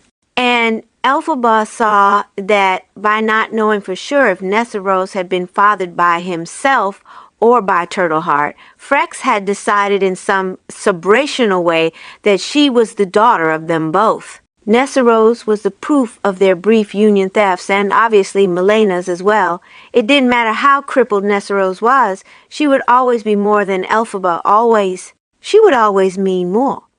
Elphaba and Nessarose sat in Nessa's bedchamber. A handmaid served some soup made of cow's stomach. Elphie, not normally squeamish, couldn't eat it. The maid neatly spooned tiny portions into Nessie's mouth. I'm not going to beat around the bush, Nessarose said. I would like you to join me here as a sister-at-arms, to lead my circle of advisors and to manage in my absence if I should travel. I have no love of Munchkinland from what I've seen so far, said Elphaba. The people are cruel and impressed by charades. The pomp of this place is oppressive, and I do believe you're sitting on a powder keg. All the more reason you should stay and help me, said Nessarose. Weren't we raised up to expect a life of service? Your shoes have made you strong, said Elphie. I didn't know shoes could do that. I don't think you need me. Don't lose those shoes, though, she thought. Your shoes give you an unnatural balance. You look like a serpent standing on its tail. Surely you remember them from before? Yes, but I hear Glinda amplified them with a magic spell or something. Oh, that Glinda. What a card, Nessie swallowed and smiled. Well, you can have the shoes, my dear, over my dead body. I'll rewrite my will and leave them to you. Though what they would do for you, I can hardly imagine. They didn't grow me new arms. Perhaps enchanted shoes won't change the color of your skin, but will make you enticing enough so that it won't matter. I'm already too old to be that enticing. Why, you're still in the prime of life, and so am I, said Nessarose, laughing. Tell me you've got some romancing man in a Vinkus tent or teepee or whatever it is they call home there. Come on. I have been wondering something ever since I saw you do that spell this morning, Elphie said. The spell over the axe. Oh, right, small potatoes. That own. Do you by any chance remember that time in Shiz when Madame Morrible said she was putting us under a spell and that we couldn't talk to each other about it? Go on. Sounds familiar. She was so creepy, wasn't she? A master of tyranny. She said she had chosen Oz, me, you, and the Glinda Tobe Adepts to be agents of someone quite high up, to be sorceresses and, I don't know, secret accomplices. She promised we'd be highly placed and effectual. She made us think we couldn't ever discuss it with one another. Oh yes, that I do remember. What a witch she was. Well, do you think there's any truth to that? Do you think she had the power to bind us into silence, to make us powerful sorceresses? She had the power to scare us out of our wits, but we were young and very stupid, as I remember. I had the feeling at the time that she was in collusion with the wizard and that she ordered her tic-toc thing grammatique. The names just come back to me. Isn't memory odd like that to kill Dr. Dillerman? You saw fiends with knives behind every chair. You always did, Nessarose said. I don't think that Madame Morrible had any real power. She was a manipulative woman, but her power was very limited, and in our naivete we saw her as a villain. She was merely full of self-importance. I wonder. I tried to say something about it afterward. Didn't we all faint? We were innocent and horribly suggestible, Elfie, and Glinda's gone on to marry money. As Madame Morrible said, is Sir Chuffrey still alive? If you can call it that, yes, and Glinda is a sorceress, there's no questioning that, but Madame Morrible was merely predicting things to us. She saw our talents, as an educator could be expected to do, and she advised us on how to make the most of them. And what's so surprising about that? She tried to seduce us into a secret service for an unknown master. I'm not inventing this, Nessie. She knew how to get to, obviously, by appealing to your sense of conspiracy. I don't remember such alluring nonsense. Elphaba fell silent. Perhaps Nessie was right, and yet here they were, a dozen years later, two witches, in a manner of speaking, and Glinda a sorceress for the public good. It was enough to make Elfie go back to Kiamo Ko and burn that grimoire, and burn the broom too, for that matter. She always reminded Glinda of a carp, said Nessarose. Can you really be scared of a fish after all these years? I saw in a book once a drawing of a lake monster, or a sea monster if you believe in oceans, said Elfie. I may not be sure if monsters exist, but I'd rather live my life in doubt than be persuaded by a real experience of one. You said much the same thing about the unnamed God once, said Nessarose quietly. Oh, now please don't start on that. A soul is too valuable to ignore, Elfie. Well, isn't it good I don't have one then, so there's no muss, no fuss. You have a soul. Everyone does. How about the cow you bartered for today and the sheep? I'm not talking about lower orders. That sort of talk offends me, Nessie. I freed those animals today, you know. Nessarose shrugged. You have some rights in Colwyn grounds. I'm not going to walk around prohibiting your little pet missions. They said some pretty horrible things about how animals are being treated here. I thought it was the Emerald City and Gillikin only. I somehow guessed Munchkinland, being more rural, would have more common sense. You know, said Nessie, indicating that the maid should wipe her mouth with a napkin, once at a prayer service I met a soldier. He had lost a limb in a campaign against some restless quadlings. He said every morning he slapped the stump where his arm used to be. He got the blood ringing, and after a few minutes there was a tingling sensation, and he developed a kind of phantom limb. Not all at once, and not in physical form. What he regained was a sense of what it had felt like. It would grow to the elbow, and then his memory, his bodily memory of limbs in three-dimensional space would extend, eventually, all the way down to his fingers. Once his phantom limb was in place, mentally that is, he could face the day as a crippled man. Furthermore, he had better physical balance. Elphaba, feeling more and more like a real witch, looked at her sister, waiting for the punch. I tried it for a while. For months, in fact. I had Nanny massage my little knobs there. After much hard work on poor Nanny's part, I began to develop just the beginning of a sense of what it would be like to have arms. It never went very far until Glinda dazzled up these shoes. Now, I don't know why. Maybe they're too tight and my circulation is complaining. After an hour on my feet, I have phantom arms. First time in my life. I can't quite get the feel of fingers. Phantom limbs, said Elfie. Well, I'm pleased for you. You know, if you slapped yourself around, spiritually speaking, said Nessarose, you might develop a phantom soul, or something that felt like one. It's a good internal guide, a soul. I suspect you might even recognize that it's not a phantom at all, it's a real one. That'll do, Nessie, said Elphaba. I don't care to discuss my spiritual trials with you. Why don't you stay here with me, join my staff, and we can have you baptized, said Nessarose warmly. Water is profoundly painful to me, as you well know, and I won't discuss it again. I can't pledge allegiance to anything unnamed. It's a sham. You're condemning yourself to a life of sadness, Nessarose said. Spell that I'm already familiar with, so at least there's nothing to jump out and surprise me. Elfie threw down her napkin. I can't stay. Here, Nessie, I can't help you out.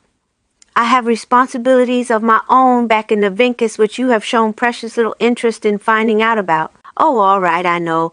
A revolution has occurred and you're a new prime minister or something. You surely have a right to be distracted if anyone does.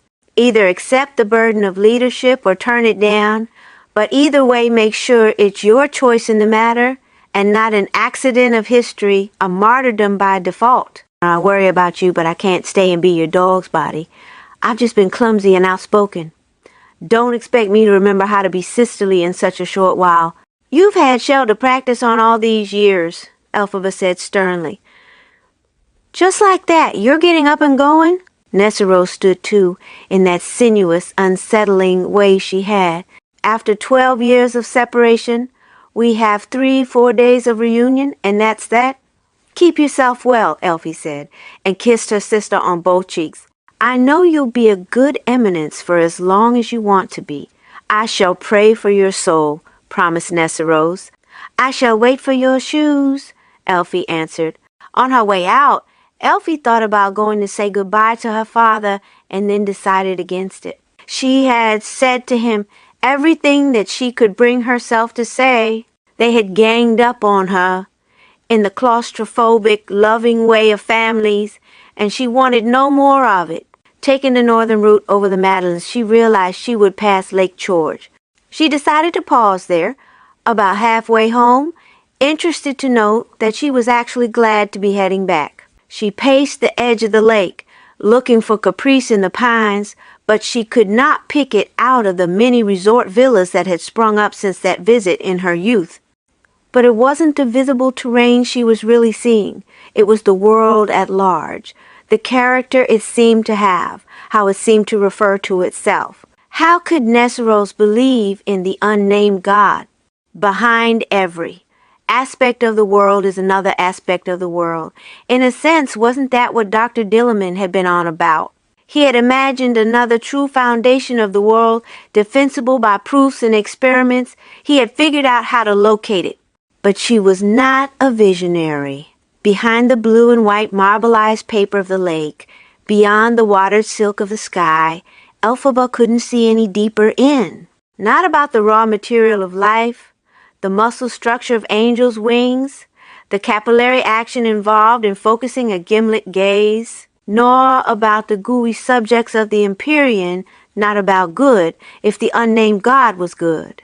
Not about evil, either, for who was enthralled to whom, really, and could it ever be known? Each agent working in collusion and antagonism like the cold and the sun alike creating a deadly spear of ice. Was the wizard a charlatan, a fraud, a despot of merely human power and failure? Did he control the adepts, Nessero and Glinda, and an unnamed third, for it surely wasn't Elphie, or was it only put to him by Madame Marble that he did, to assuage his obvious ego, his appetite for the semblance of power? And Madame Marble and Yackle, was there any connection? Were they the same person? Were they harsh divinities, avatars of a power of darkness? Were they poisonous flitches struck from the evil body of the Cumbric witch? Or were they singly, or together old Cumbricia herself, or such as could be presumed to have survived from the heroic age of mythology into these crabbed, cramped modern days? Did they govern the wizard, jerk him about like a marionette? Who is enthralled to whom? And while you wait to learn, the deadly icicle formed by all opposing forces falls and drives its cold nail into penetrable flesh. She left the pine-needled shores of Lake George in a state of high frustration and energy. Having no confidence to decide about matters of political or theological hierarchy, she felt driven to dig up those old notes she had collected from Dr. Dillerman's study the day after he was murdered. Something concrete under her fingertips. A magnifying lens, a surgical knife, a sterilized probe. Perhaps now she was old enough to understand what he had been getting at. He had been a unionist essentialist. She was a novice atheist. But she still might profit from his work. After all this time, the winds were with her as far as the lower slopes of the great Kells. Thereafter she had a harder time both finding her way and keeping her seat. A number of times she had to dismount and walk. Fortunately, it wasn't very cold, and she came upon small clusters of nomads in the protected vales who kept her heading in the right direction. Still, she was 2 weeks returning, even with the help of a broom. Late in the afternoon, with the sun still hot and high compared to its winter habits, she toiled her way up the last slopes, Kiamo Ko raising its narrow, dark profile above her. She felt like a child looking up at the top hat of a very tall gentleman. Eager to avoid ceremony and fuss, she skirted the village. Without the broom, this approach would be nearly impossible as it was. Even the broom seemed to be feeling the effort. She came to a halt in the orchard, made her way to the back door, found it open, which meant the sisters were out flower picking or some such nonsense. The place was quiet. She grabbed a browning apple from the sideboard and trudged up the steps of her tower without running into. When she passed Nanny's room, she rattled the doorknob and said, "Nanny?" "Oh," came a little shriek. "You startled me. May I come in?" "Just a minute." There was a sound of furniture being dragged away from the door. "Well, this is a fine mess, Miss Elphaba. Going off and leaving us to be murdered in our beds are just as likely." "What are you talking about? Let me in." And not saying a word, you had us frantic with worry. The last piece scraped across the floor and Nanny flung open the door. "You hideous, ungrateful woman." She fell heavily into her arms and burst into tears. "Please, I've had enough drama to last me the rest of my life," said Elphaba. "What are you going on about?" Nanny took some while to calm down. She rummaged through her bag for some smelling salts, pulling out enough little bottles and satchels to set up her own apothecary business. There were blue glass vials, clear pillar boxes, snakeskin envelopes of powders and pills, and a beautiful green glass bottle that had an old torn label on it, Miracle Elixir. She administered calming agents to herself, and when she could breathe again, she said, "Well, you know, my dear, you saw, I suppose, that everyone has disappeared." Elphaba scowled in confusion and rising sudden fear. Nanny took a deep breath. "Now don't be angry at Nanny. It's not Nanny's fault. Those soldiers suddenly decided that their exercises were finished. I don't know how. Maybe Nor told them you were gone. She told us she'd been sneaking around looking for your broom, and she said you weren't here. So maybe she mentioned it to them. You know how nice they were to her, how they adored her. The soldiers came to the front door and said that they needed to escort the entire family, Sarima and her sisters, and Nor and Irji back to their base camp, wherever it is. They didn't require me, they said, which was very insulting indeed, and I let them know as much. Sarima asked why, and that nice Commander Cherrystone said that it was for their own protection. In case a fighting battalion comes through, he said, it won't do to have any members of the ruling family still here, or there might be a bloody incident. Coming through a battalion? When? Elphie hit the windowsill with her open palm. I'm trying to tell you. No time soon, he said. This is just advanced planning. They became insistent. Those soldiers scattered the peasants in the village. I don't think there was any killing. It all seemed quite humane. Except for the chains, and only I was left behind, being too old to march down a mountain and no relation besides. Also, they left Liir, since he was no threat, and I think they'd become fond of him. But a few days later, Lift disappeared too. I'm sure he was desperately lonely for them, and he must have followed them to their camp. And nobody protested? Shrieked Elphie. Don't yell at me, of course they protested. Well, Sarima fell in a heap, fainting dead away, and Liji and Nor looked after her. But the sisters, that mealy-mouthed lot, they barricaded the dining room and set fire to the chapel wing, trying to draw attention. And 3 slammed a sharpening stone on the hand of Commander Cherrystone and broke every bone in his wrist, I bet. 5 and 6 rang the bell, but the shepherds are too far away and it all happened too fast. 2 wrote messages and tried to tie them to the feet of your crows, but they wouldn't be liberated. They just kept roosting on the windowsills again. Useless old things. 4 had a great idea about boiling oil, but they couldn't get the flame high enough. Oh, it was a merry chase here for a day or two, but of course the soldiers won. Men always win. Nanny continued petulantly, and we all thought they'd ambush you earlier to get you out of the way. You're the only effective one here. Everyone knows that. They all think you're a witch. The townspeople told me that if you come back, you're to be in touch with the hamlet of Red Windmill down below the dam. You know the one. They seem to think you can rescue their royal families such as they are. I told them it was misplaced trust, that you wouldn't be interested, but I promised to give you the message, so there it is." Elphaba strode back and forth. She pulled her hair from its customary knot and shook it out as if trying to shake away what she was hearing. "Ancestry?" she said at last, cowering behind the piano in the music room, no doubt. "Well, this is a fine kettle of fish." She strode, she sat, she stroked her chin, she kicked Nanny's chamber pot and broke it. "What have I got?" she mumbled. "There's the broom, there's the bees, there's the monkey, there's Killyjoy." "Did they hurt Killyjoy?" "Now there's Killyjoy, there's the crows, there's Nanny, there's the villagers if they're unharmed, there's the questionable grimoire. It's not a lot." "No, it's not," said Nanny, sighing. "Doom, doom, I say. We can get them back," said Elphie. "We will. Count Nanny in," said Nanny. "Though I never did like those sisters, I'll tell you." Elphie clenched her fists and tried to keep from striking herself. "Liir gone too," she said. "I came here to make my apologies to Sarima, and I lost Liir in the bargain. Am I good for nothing in this life?" Kiamo Ko was deathly still, except for old Nanny's labored breathing as she took a catnap in her rocking chair. Killyjoy thumped his tail on the floor, happy to see his mistress. The sky was broad and hopeless beyond the windows. Elphaba was tired herself, but she couldn't sleep, for from time to time she imagined she could hear the sound of water lapping against the sides of the fishwell, as if the legendary underground lake were rising to drown them all.